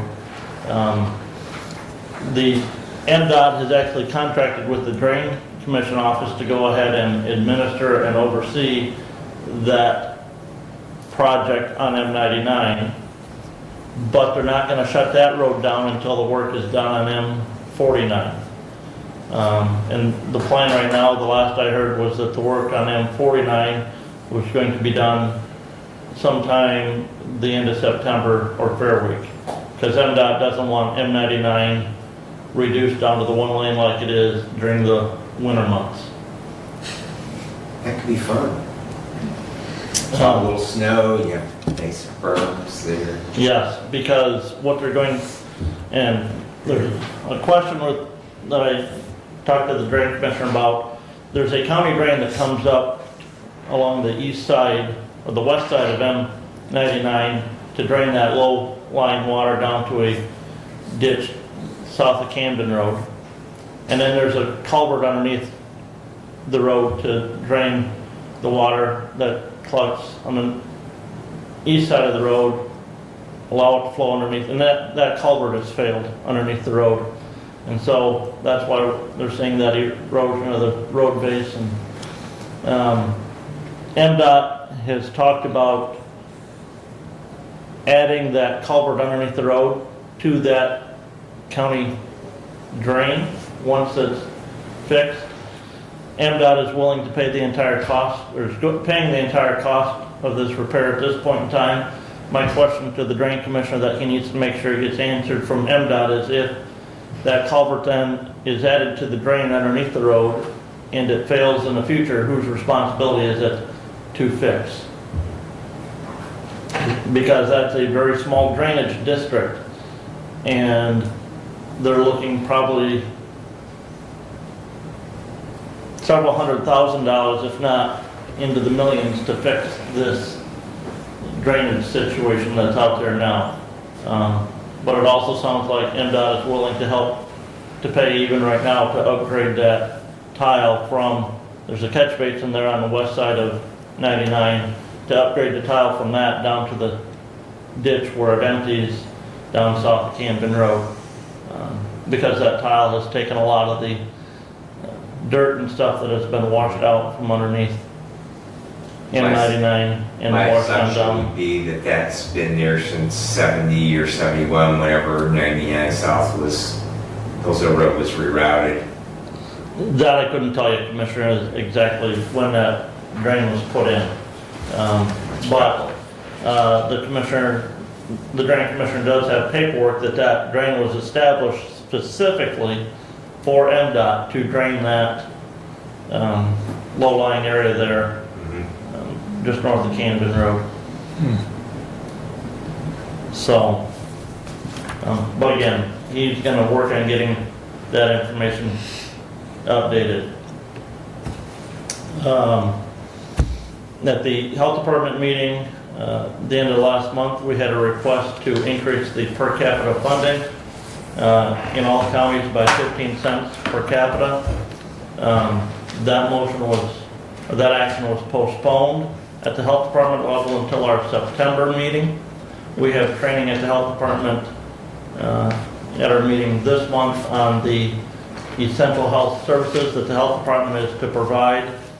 That county appropriation goes to pay for those essential health services, and so we wanted to give more information on that at the health department board level before we actually had that discussion as to do we increase that appropriation request to each of the 3 counties. If that is approved, that would be a 15 cent per capita increase that to each of the counties, I do believe, in each of the past 3 years. Last year we had a 15 cent increase, and the year before there was a 15 cent increase. So the total dollar figure for Hillsdale County, if that is approved, is a little over $6,000 in an annual budgetary basis. Brent, that would be an increase as far as from, $5.30 per capita to Right. $5.45 per capita. but the dollar impact on our budget, It's a little over $6,000. The total dollar, oh, the total impact would be 6,000. correct. Okay, thank you. I knew we were paying more than 6,000, but the 6,000 Little is short the salary impact. should be, because if our population is probably 46,000, it should be about 69. We're not 46,000. Or We're less than that, Yeah, but quite a bit. anyways, yeah. Well, I would encourage, when you bring this back to us, I would encourage, if you can, the sheets that, the health department provides, the breakdown of that, if you could provide that to this board, Yes. as far as the 15 cents and what it does, and what it costs us and so on. Because that's usually a pretty good comparison that Teresa puts together. So. The other thing, Commissioner Ingles had this, and we have it here, is this change order for the courthouse. As you heard Facilities Director Finley say, the invoice from Renaissance this month includes some money that would be designated towards that change order. And I guess we need to provide direction to our Facilities Director as to should he proceed and submit that invoice. Are we going to approve the change order? I would say right now, at the $1 million figure that the change order is presented to us, with the total amounts that we have already allocated for the courthouse and for the HVAC at the front of the court building, and for the little bit of work we did on the HVAC controls at the jail, that would put us $2,669,894 over what we received in ARPA and what we anticipated receiving in interest income from American Rescue Plan Act funds that we had invested. Our initial plan was to borrow from the building inspection fund to cover that overage and then pay the building inspection fund back in time. But the building inspection fund doesn't have $2,669,894 to borrow from. The statement that Director Finley had showed, with the 161,000, with the other invoices, just a little bit over 10 million combined for the courthouse, including the roof. Now that doesn't include the windows either. But what do we direct the facilities director to do on that invoice from Renaissance? The current invoice was for roughly 300,000? No, the current invoice for the month was $1,062,000, if memory serves me correct. Yeah, there. I do. How much have we paid to date? Just a minute, Commissioner. The current invoice is $1,069,781.73. To date, to Renaissance, that has been paid is $3,185,876.48.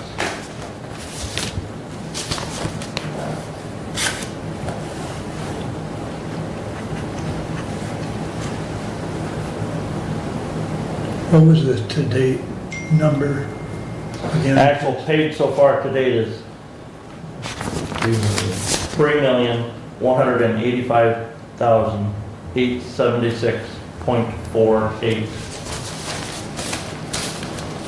Thank you.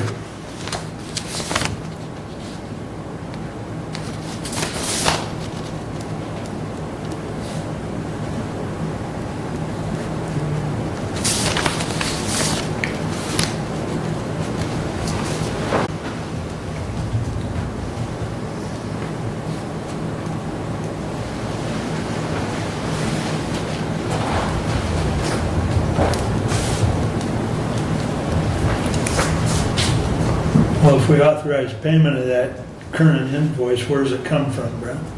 Well, all of the payment is coming from the capital improvement fund. Okay.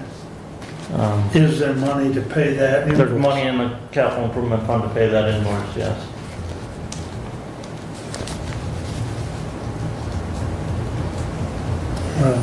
I move to authorize payment of the current bill from Historic Renaissance.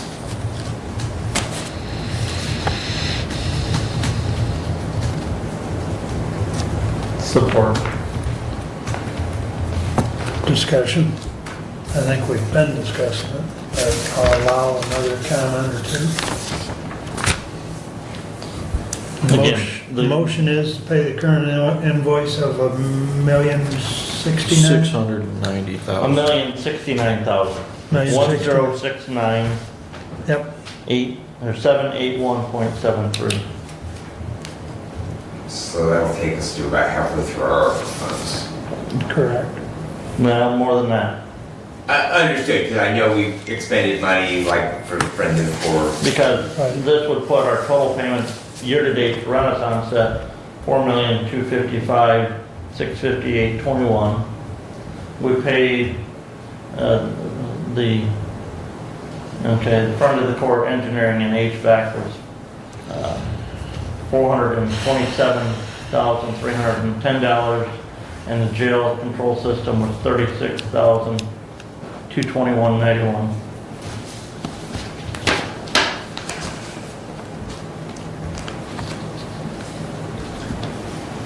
Mr. Chair. Please. Yeah, my only comment is going to be I'm fine with paying this, but as we discussed, and now we're hearing that, well, we went below the roof line because we're going to go all the way to the ground. We need to have a serious discussion of where the hard stop is going to be, because as Commissioner Wagner points out, we don't have $2.5 million in the building inspection fund to borrow from, and at some point, we're going to run out of money. And, whether it's that bonus room up above the garage when you're building a new house that you decide to leave it with rafters and maybe a couple of light bulbs hanging up there until you can come up with some more money. We need to figure out where a hard stop is gonna be, because we can't go down one side of the building and have two more sides that we haven't got money to finish. So that, with that said, I will be voting in favor of paying this invoice, but I think the message needs to be delivered that we need to find a place where it is an absolute, we cannot exceed, not do not exceed, we cannot exceed. With that being said, it's gonna come down to what we can live with as a potential liability on what's left of the building. If we've got blocks falling off the building, that's a liability. So that's just one consideration that we have to take into account for. But you're right, we do have to come down to a hard stop, and it's gonna be, to me, it's gonna be, what can we live with for the next 2 or 3 years? Well, I mean, ideally, you don't paint 3 sides of the house and leave one side. I mean, you know, and we've also got to keep in mind that, you know, the setup costs, regardless of what, Yeah. you know, the setup costs are huge. And you don't want them to come back in 2 or 3 years and you eat that setup cost again. Right. So, you know, I mean, yeah, I don't disagree, there's gonna have to be some hard decisions made, but ideally, the budget committee can figure out, whether it be through borrowing or what, but we finish this project so that it's done. I mean, it's become a money pit, and I would think we've all seen that movie, but, you know, I feel like we're at the point of no return. You know, you get it done and then it's done. So the better answer is we find the money. But good luck to the budget committee on that, and look forward to it there. Well, I have some avenues to find the money, but you may not like those. Okay. Anyways, any other discussion on the motion to pay the $1,069 or $1,069,000 and change? Any further? We'll do a roll call on it. And we will follow it up with a resolution to in consent. Yeah. So, Commissioner Benzing, Yes. Commissioner Leininger, Yes. Commissioner Ingalls, Yes. Commissioner Lanius, Yes. Commissioner Wiley. I share the sentiment from my fellow commissioner, and I will vote yes. But yes, it does make you clear your throat. So it passes 5-0 to pay this invoice. Yes. That won't even feel the top fuel king for a year. No, All right. it doesn't really. Yeah, it doesn't really. Let's see. Anything else, Brent? Nope, just reiteration, Friday is August 11th. That is the date budget requests are to be due. We'll be chatting briefly with Derek on Monday about those budget requests, and then we'll be scheduling times to meet with department heads to go over those budget requests. And I will state now that my goal is to have that budget approved at the second November board meeting.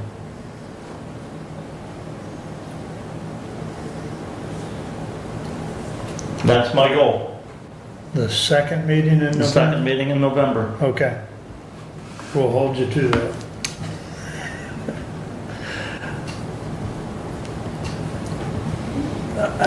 It would be good. It would be good. Taking it into December gets, Well, it complicates some things because we end up having to deal with some other current year budget adjustments and stuff in December. And if we can just get the next year budget done, that frees up time to look at those adjustments that we need to make to our current fiscal year budget. Okay. Anything else? That is it. Any other questions or comments for Brent? We'll take a 5-minute break and resume at about 5 to 11.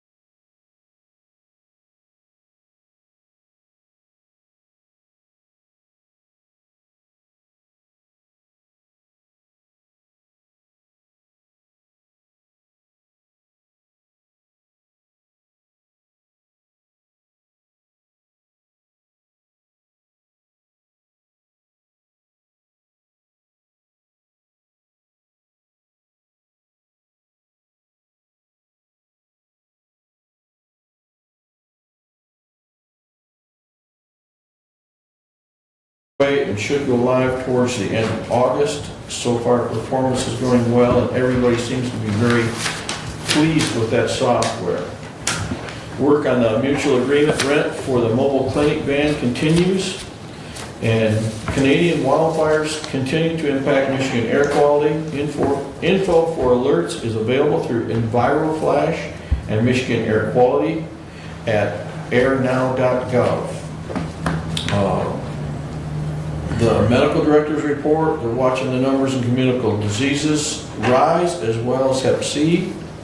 The environmental department, the inspection staff has added 2 new people, and they are in training now. Olivia Jacobs was hired for the Hillsdale 50/50 position and currently training for the food and field programs. They also reported that 2 new food facilities opened in June. The Parlor Ice Cream and Coffee opened north of Sturgis off M66. That might be a place you might want to attend, Mr. Benzing. And Kick and Country Bar and Restaurant in Coldwater is now open. The residential wells around the Lucas landfill in Hillsdale were tested and all tested negative for polyfluorochloride alkaline substances. So that's good news. And the funding for the vaccine storage unit was passed, as well as the elevator repair. We passed that also. And we have received another application for a planning commission position from Kathleen Jake, so we'll be seeing that come through pretty soon, I believe. As I said, Wednesday I have Hillsdale County's Senior Center, and then on Monday, August 14th, I have OMI in Bryan, Ohio, and Commissioner Wiley, if you are interested in attending that, you're more than welcome to be there. That will be August 14th in Bryan, Ohio. And then I have Township on Thursday at Moscow, and they do have 2 applicants for the trustee position that Cy Richards stepped down from. So that'll be discussed on Thursday. And that's me for today. OMI time was 1? 1 o'clock. 1 o'clock, that's what I thought you said. Thank you. Any questions or comments, Brad? Commissioner Lance, has there been any discussion or public comment at the health department meetings in regards to the, we've had a number, and we talked about it previously, about proposing the statewide inspection of septic systems. Has there been any discussion on a position at our local community health agency in that regard? If I may, Commissioner. Okay. We talked with Paul, Director Andriacci, about that a little bit back at our 2 meetings ago? March or April meeting, and if memory serves me, I don't, forgive me on that. That legislation is working through the legislature. Director Andriacci's comments is, we have no way to provide staffing to take care of that in the Tri-County area. So the health department is not in favor of that universal health code or septic code from the that's being discussed in the legislative process, but there's been no action taken by the Board of Health asking the Tri-Counties to issue any resolutions in regards to that. We've seen some of those come through in those correspondences, but That, and I bring it up because that issue has been, the similar bills have been introduced in the legislature for decades, and right now they probably have, as in many cases, a much more favorable legislative body than they've had in 40 years. Another favorite of the environmentalist crowd is former state representative Chris Kolb, who now leads a statewide environmental group, introduced a bill for his every year for his 6 years in the legislature, every session for his 6 years, to ban lead fishing sinkers in Michigan. So, and it's things like that that have been out there for a long, long time, and if there ever was a time they were going to be able to do this. So I would encourage our two representatives to the health department for them to get on board and take a position. Just, and for those in the public that are maybe listening to this conversation, one of the key things in that legislation is it would require all private septic systems to have a 5-year inspection done by the health department. Now, the health department is going to have to charge a fee to have that 5-year inspection done. So those private landowners, once they pay thousands of dollars to install a private septic system, then every 5 years you're going to have to continually pay to have that inspected by somebody from the health department if that legislation is passed and enacted. In addition to that, you will have to bring your septic, if it fails that inspection, you would have to bring your septic system up to or participate in a municipal sewer project, which is economically could be devastating to a large portion of the population of our county. Especially those in residential areas. They'd be looking at potentially a whole new system. Many residential areas are connected to a public sewer system anyways. They don't have private septic I mean, systems. rural, Yes. I misspoke. The rural areas. Yeah. Yeah.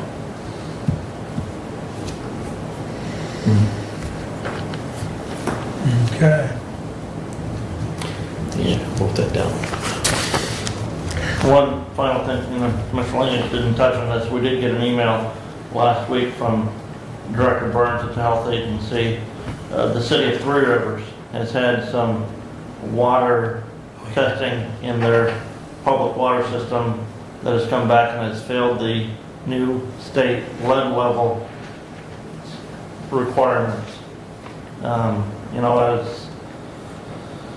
As a result of the Flint issue several years ago, the state has enacted tougher restrictions on public water systems and lead levels, and so some of these communities that we serve may start seeing their systems fail those new state standards. In essence, that's what's happened with Three Rivers, is their system has failed that new state standards. So they are working to provide filters and other filtration systems over there, because just coming in and replacing a municipal water system is not something that you do on a whim, because it's very costly.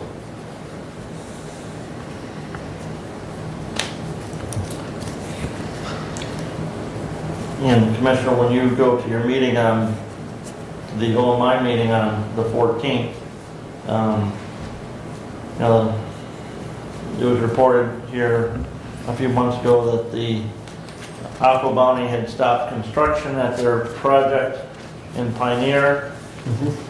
But I will tell you, I have first-hand knowledge that the equipment is still being delivered there at least twice a week. And the general contractors had stuff rebid, and the construction firm that had won the bid the first time is moving equipment back in. Okay. Do a little follow-up on that down there. Mr. Knudsen has too much money invested in that just to let it sit there. Okay. Okay.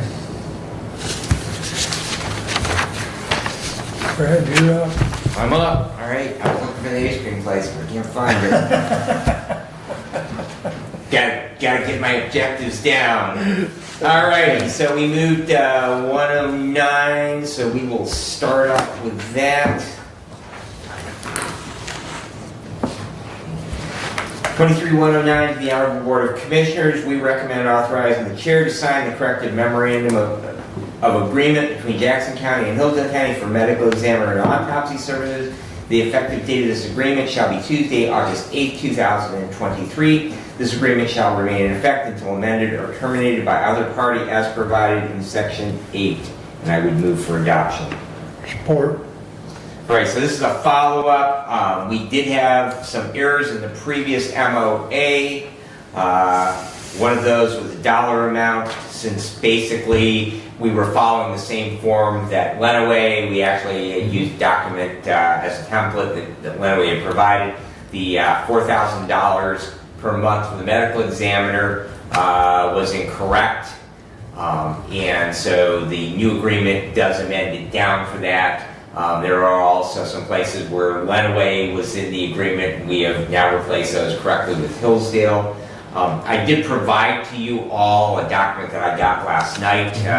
Over the weekend, I had an opportunity to visit with Dr. Mano, and very interesting, he actually went through his figures in his spreadsheet, and what he is looking at with the proportionately, percentage-wise, by the counties, that we actually will spend less dollars with the 3 counties together in a single medical examiner, and using the pathology assistants and pathologists that they contract with in Jackson. We actually will be collectively spending less dollars for the Office of Medical Examiner than the 3 counties we're spending individually. So it actually will save us money. There will be an increase in the amount that we do pay currently. We pay $1,000 a month. We're paying $1,000 a month to Lenawee. That dollar amount will be going up, and that is reflected in it, and that is based on the percentage of autopsies that were done overall between the 2 counties, and so that reflects that amount, and so our dollar amount per month will be $1,720 per month, plus the actual autopsy cost over and above that. And I would be happy to try and answer any question. I know Commissioner Lane, you asked this to be moved down, and so if you had questions, I would be... I do have a question. Okay. In the memorandum, Yes. item 3, Okay. responsibilities of the county. The county shall provide such resources as are necessary to support the medical examiner function, subject to the financial limitations of the county budget. Such resources include, but are not limited to, office space in a county building to house the Office of Medical Examiner. Question 1. Funding for staffing and operation of the office. Question 2. And funding for contractual services for the office. That's question 3. So first of all, did we have an office for a medical examiner when we were contracted with Lenawee?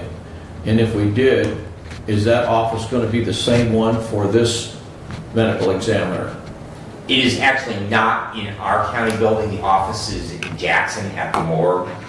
And so they actually, previously, Lenawee had an office in Adrian, the city of Adrian. Okay. And when the morgue was moved, when Bixby Hospital closed, there was no longer a morgue. And so they then contracted with Jackson, and where they actually, Dr. Casson was actually going to Jackson. His office was in Jackson.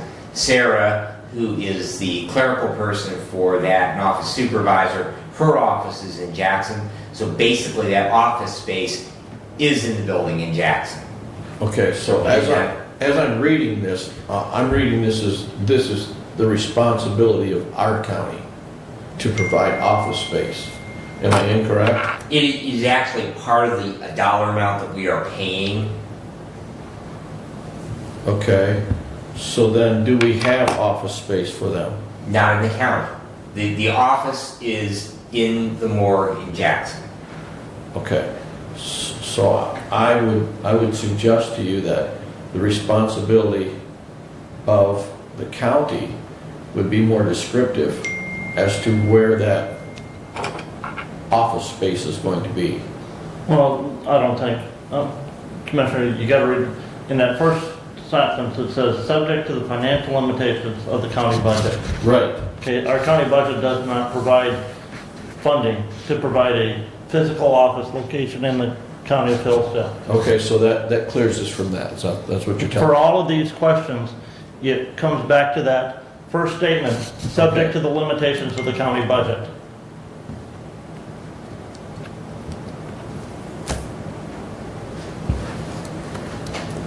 subject to the financial limitations of the county budget.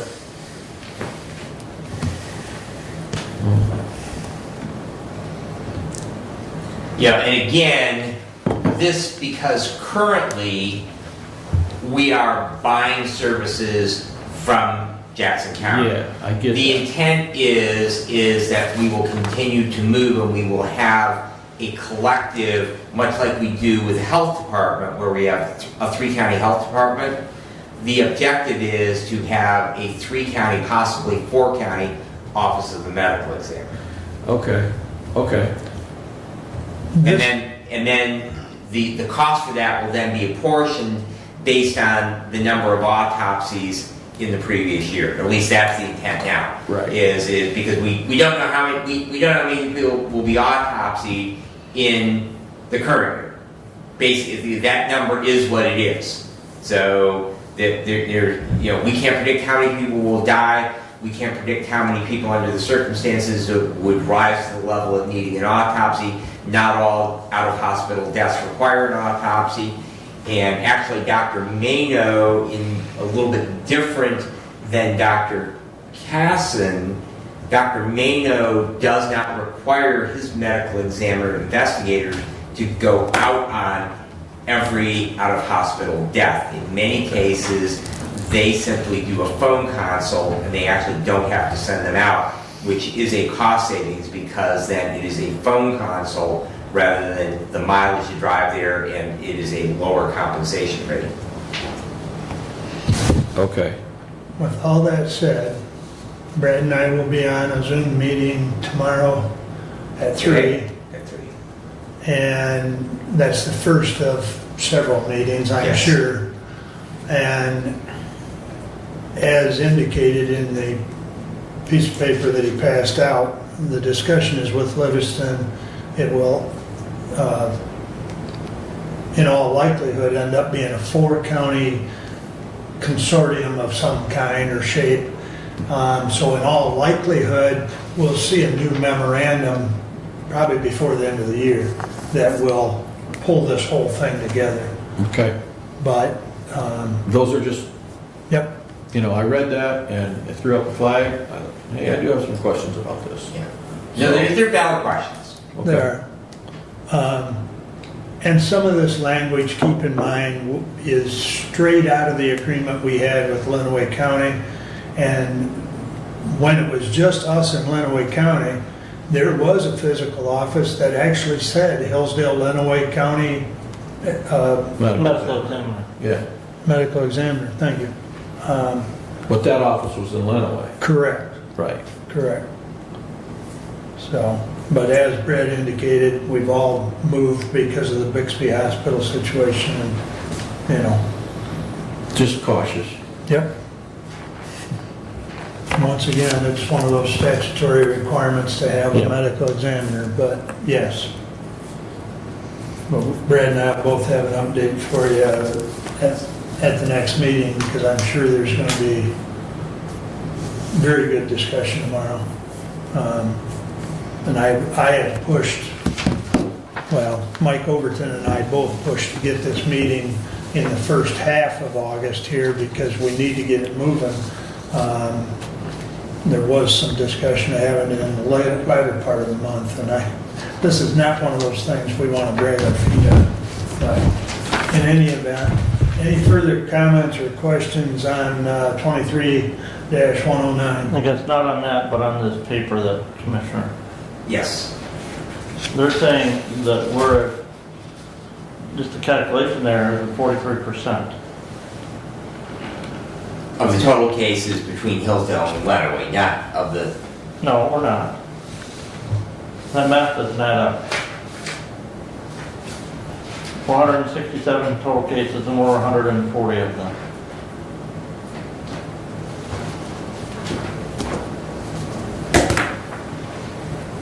I'm just looking at the report from the medical examiner, and Lenawee had total cases year-to-date 134, and we had 76. That was through the end of June. Well, I'm looking at the total, their average is right, okay? Their Okay. number of cases. 140, 327.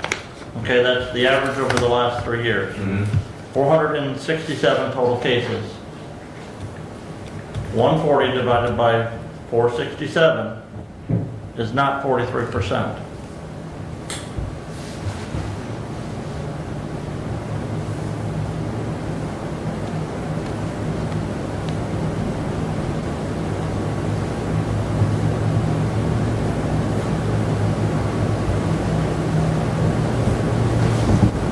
Yeah, it's more like 30. It's 30%. Yeah. Okay. We can ask that question this afternoon. I mean, 140 divided by 327 is 43%. Yeah. But that's, and, yeah.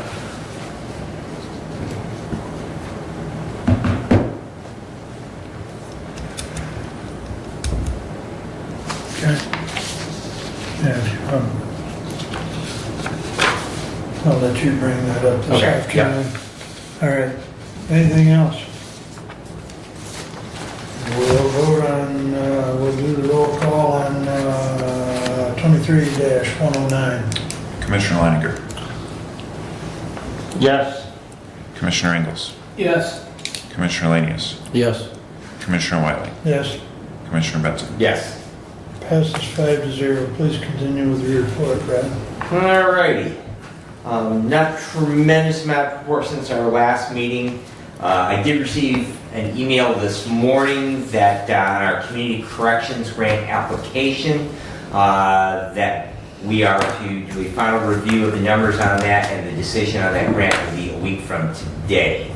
So we should know by the 15th whether or not will be receiving that funding to go forward with our community corrections program. We have medical control meeting this Thursday. The topic of discussion will be the new state EMS protocols.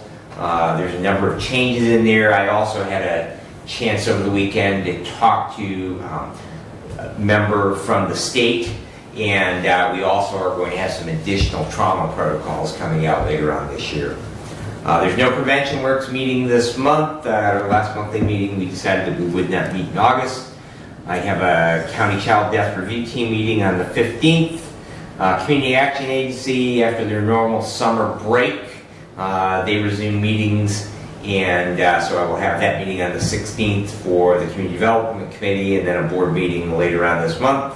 911 board meets on the 16th, and I'm sure one of the things we will be talking about, just as a point of information for all of you, if you hear something from your fire departments, the Osseo Tower is having problems with voice communications for public safety, so they are now sending those in the backup tower, which will make that issue because of distance.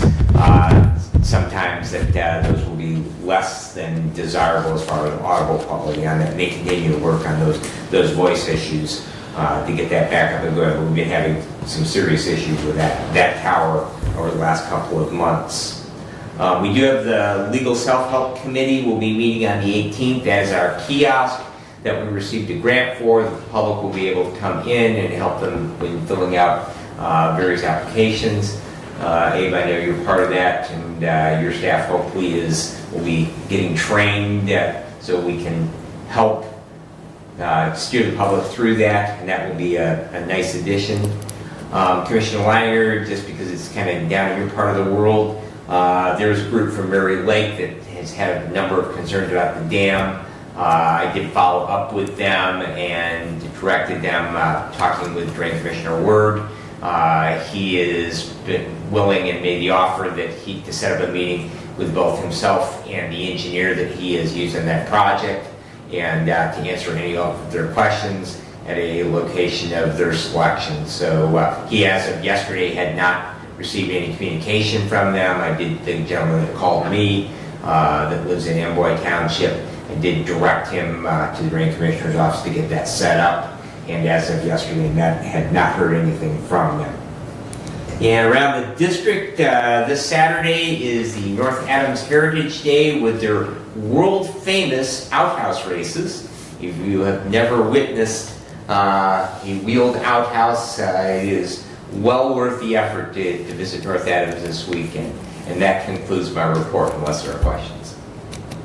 Got a comment. Yes. My son won that with a buddy. All On the right. football team, long time ago. Anything for amusement? In America, we will race anything. Don't tip them over. Yeah. Okay, any questions for Brad? All right. I'll start out, Brent, we've got an opioid meeting for tomorrow. I will need you to take that, I have a funeral to attend. So if you and Derek and Tim and Chris can move forward with. We did receive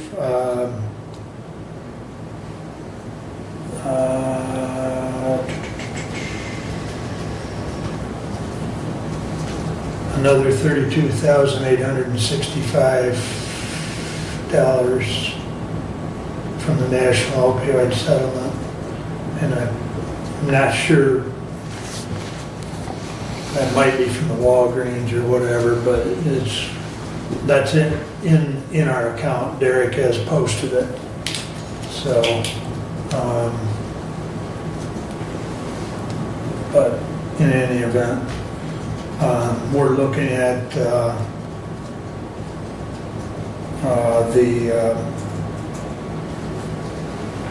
we did get an email back from Mac, and I think everybody got that as far as Amy Dulick, and I say everybody on the committee, the opioid committee, because we sent the proposal that the health department, concurrent with Lifeways, was looking at, and we don't want to duplicate, but one of the questions is the dollars from each county probably need to be spent in each county, and I think Amy was concurrent on that. So it'd be no different than some of the accounting the health department already does as far as with their different grants and stuff. But I'll let the committee talk about it, but tomorrow, and you report back to us, Brent. With my wife out of town, I've got to represent us at one of her aunt's funeral. So, insurance meeting, you want to go over that, Brent, at all? Because I wasn't at that either. I wasn't either. Oh, you weren't? Oh, okay. Well, let me bring that back up. Because Derek did send me a note on that. I'm not sure what happened that day, but Yeah, in any event, the insurance meeting that we had, or Brent and I both missed evidently, the cliff notes from Derek is that the last insurance meeting, we reviewed the proposal from Colonial with a comparison to Aflac. The consensus of the present members of the committee was to offer both Colonial and Aflac to the employees. The committee did not feel that we should drop Aflac. Let's see. The committee agreed that Colonial had some price points that would be advantageous to the employees. Additionally, the committee agreed that if only one option were to be offered, it should be Aflac. So again, the consensus was to offer both, but ultimately it's up to this board whether we offer both. It is not something that we currently pay for, and it's not something we need to decide today. neither the Aflac. Pardon Right, me? the Aflac, we don't let the employees secure today. The only thing we pay for is the accounting that's done in the payroll department to take care of Payroll the deduction. payroll deduction and the payment Mhm. to Aflac, or if we added Colonial, that would be the only thing that the county pays for. The one thing, and we'll probably have to make a decision on that sometime in November at the latest as well, to make sure that employees can get signed up for that starting the new year. It sounds like Aflac and even Colonial are able to provide and administer that unreimbursed medical that we have been, the treasurer's office has been paying for. So we need to work with Stephanie to make sure she gets with the representatives of either one of those companies to make sure that we can make that switch on that unreimbursed medical and not have the county continue to pay for that expense that we've been paying for. Because they both said that they would take care of that and there would be no cost to the county for that. Right. All right, well, we'll definitely have to make a decision on that forthcoming, but I think we need to see what the comp study tells us too, because I know Brent and I have talked, is that something that needs to be figured in or not, or is that just kept separate? Well, I think because that, I would say on that, because the county doesn't pay anything for it, that's entirely Separate. outside the compensation study. Okay. I know I did have a phone, as long as I brought that up, or a Zoom meeting that Derek set up with Mr. Notley, and we spoke for about 30 minutes, and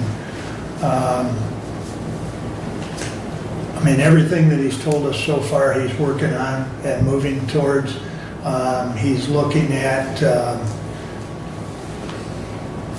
hopefully the end of September or early October having a meeting with us, and it'll probably end up being a special meeting that's the only topic we have, because it'll be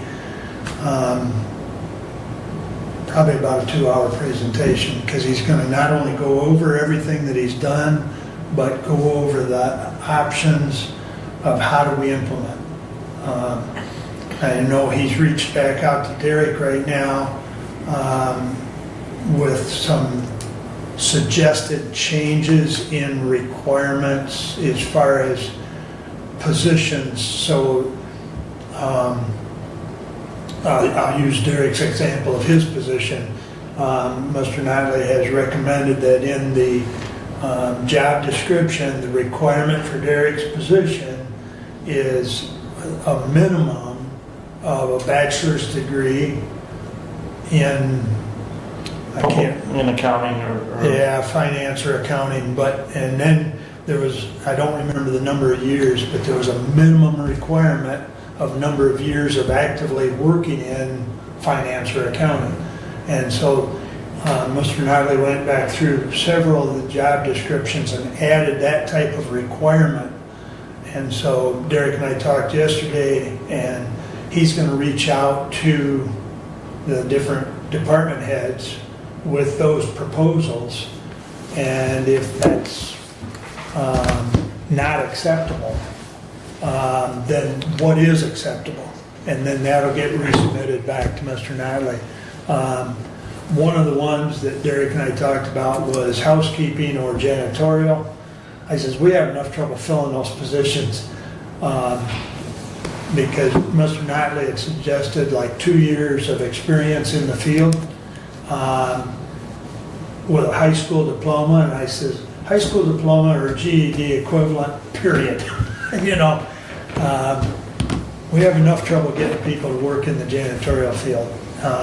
It is a little bit of a double-edged sword, because depending on what comes back in wages, maybe we won't have as much trouble, you know, assuming we can implement the price increase for that position. But, you know, so it's definitely a work in progress, but Mr. Notley was pretty adamant that he'd have a full report for us that probably require a special meeting.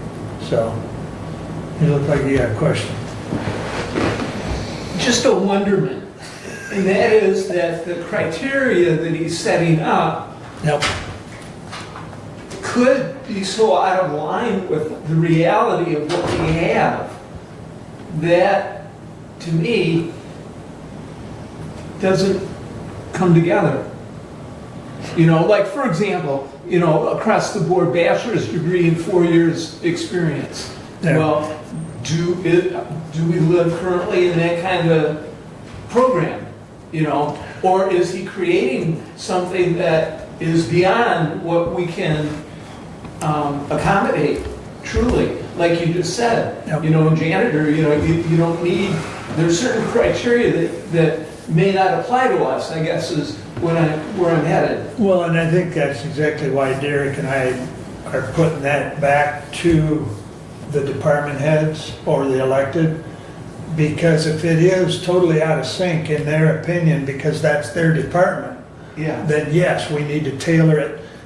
We don't want to eliminate any requirement necessarily, but what is the real world requirement? Yeah, we need to match it up similarly Right. to what exists, I would think, not Yeah. create a whole new. And I would think, I mean, Randy's not sitting here, but I would think Randy would agree on the, you know, on my comment as far as janitorial. Well, I would agree as well. We don't want to be too restrictive there because that's been very difficult to keep And the filled. same with other departments as well, same Exactly. story. You Yep. know, help wanted signs out everywhere. Well, and that's exactly why Derek and I are pushing that back out to the elected and department heads. Okay, that's where my look is coming from. Understand. Go ahead, Ben. I'm just going to piggyback on that, you know, when I hear, you know, the requirement for bachelor's degrees, because the workplace right now is evolving where we have now required bachelor's degrees for a number of positions, and the employment market is now becoming flexible on that, in they're substituting experience, because in many cases you may have a person that has 2 or 3 years of post-secondary education, but they have not completed the requirements for a bachelor's degree, but they have 15 years of experience, and they certainly have, you know, the ability and knowledge to do and have had responsible enough positions that, you know, the bachelor's requirement as a hard requirement, and particularly as, you know, just to echo, in the employment climate we live in,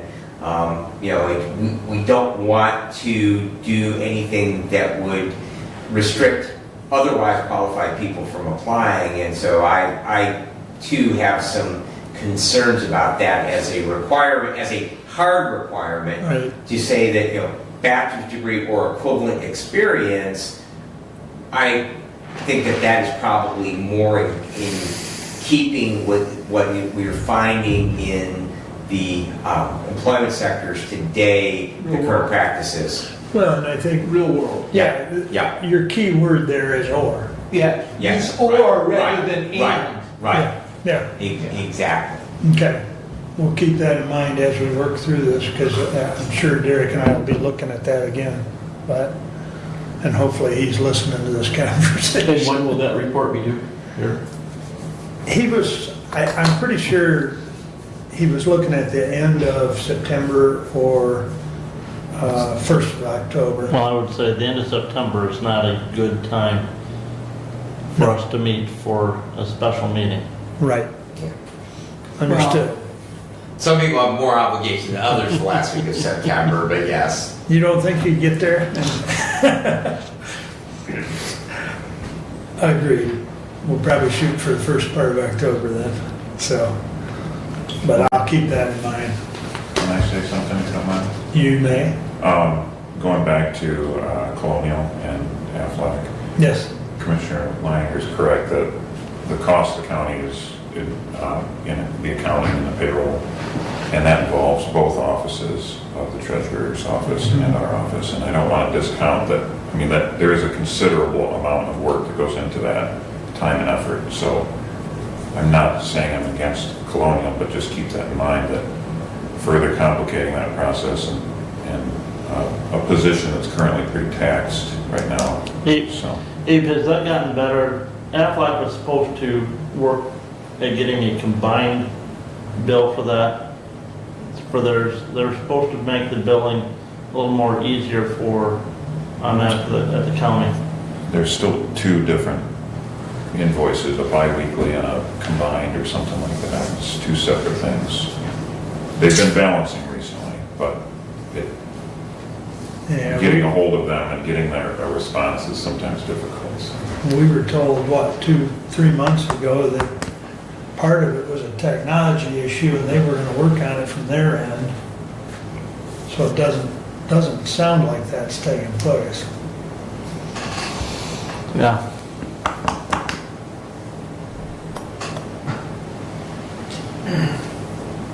Sounds like we need to have a sit down with the district director of Aflac and the person who's actually doing the bills and get that, reviewing that invoice and get that settled.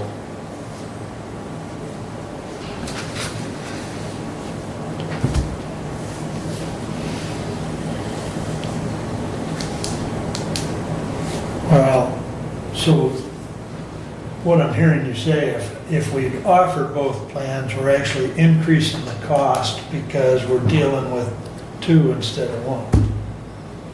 And of course, the recommendation of the committee was if we're only going to offer one, we stay with Aflac.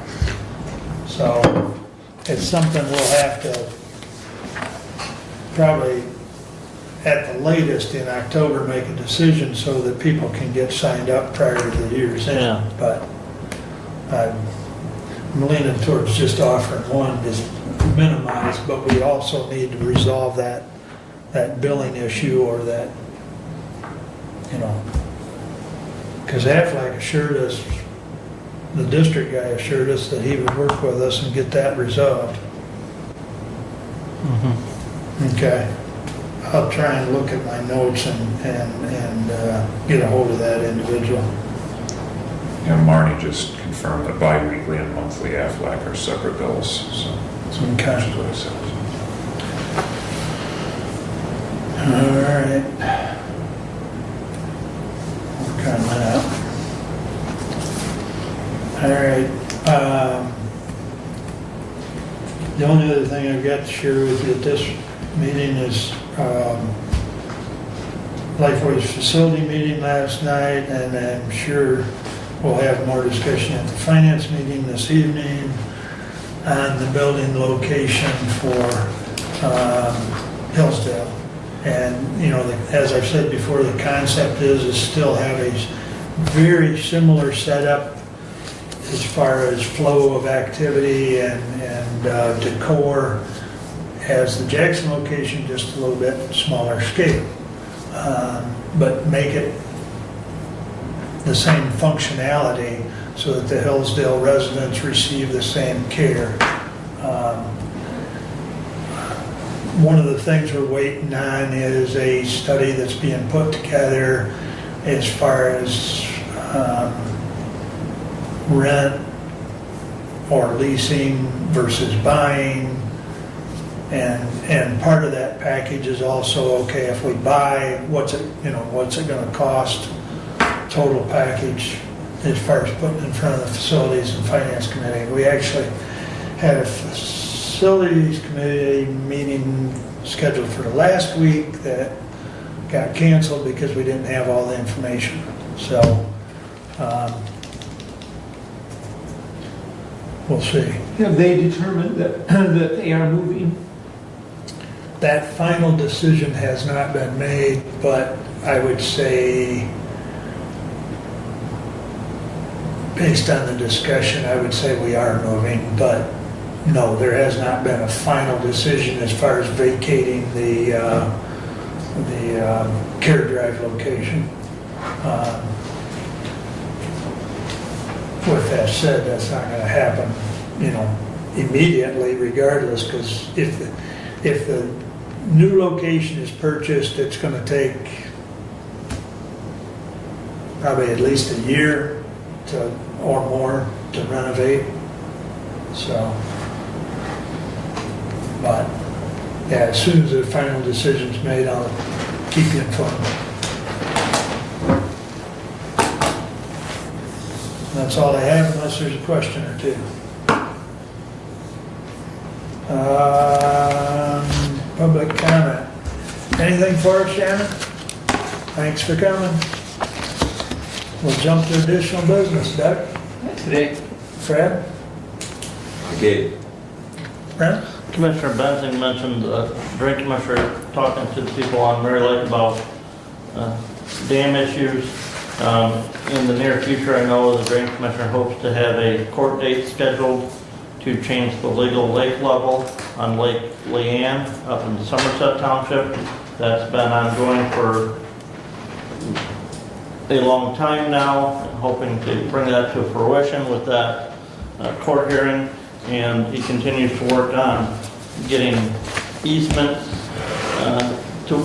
for all of the properties that they need for the Lake Somerset Dam, for the repairs that need done to that dam up there. And I was talking with the building inspector about his report that's in our packet this month, yesterday. One of the things I was really looking at was the soil erosion revenue that's in there.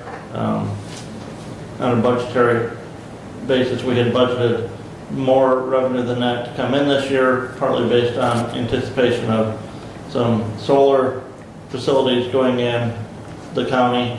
And he mentioned that there might be a solar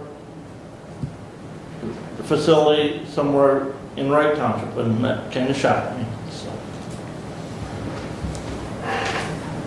Look where your substations are, that be proximal, that has to be within a half mile of substations. Yes. The line to the substation is not adequate.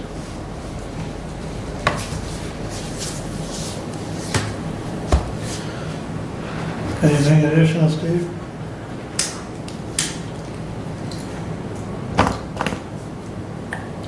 I can't think of anything other than Hillsdale will be my third fair this year. If I've been to Lenawee and Ingham and now Hillsdale. But with that, we're done. Thank you all and all.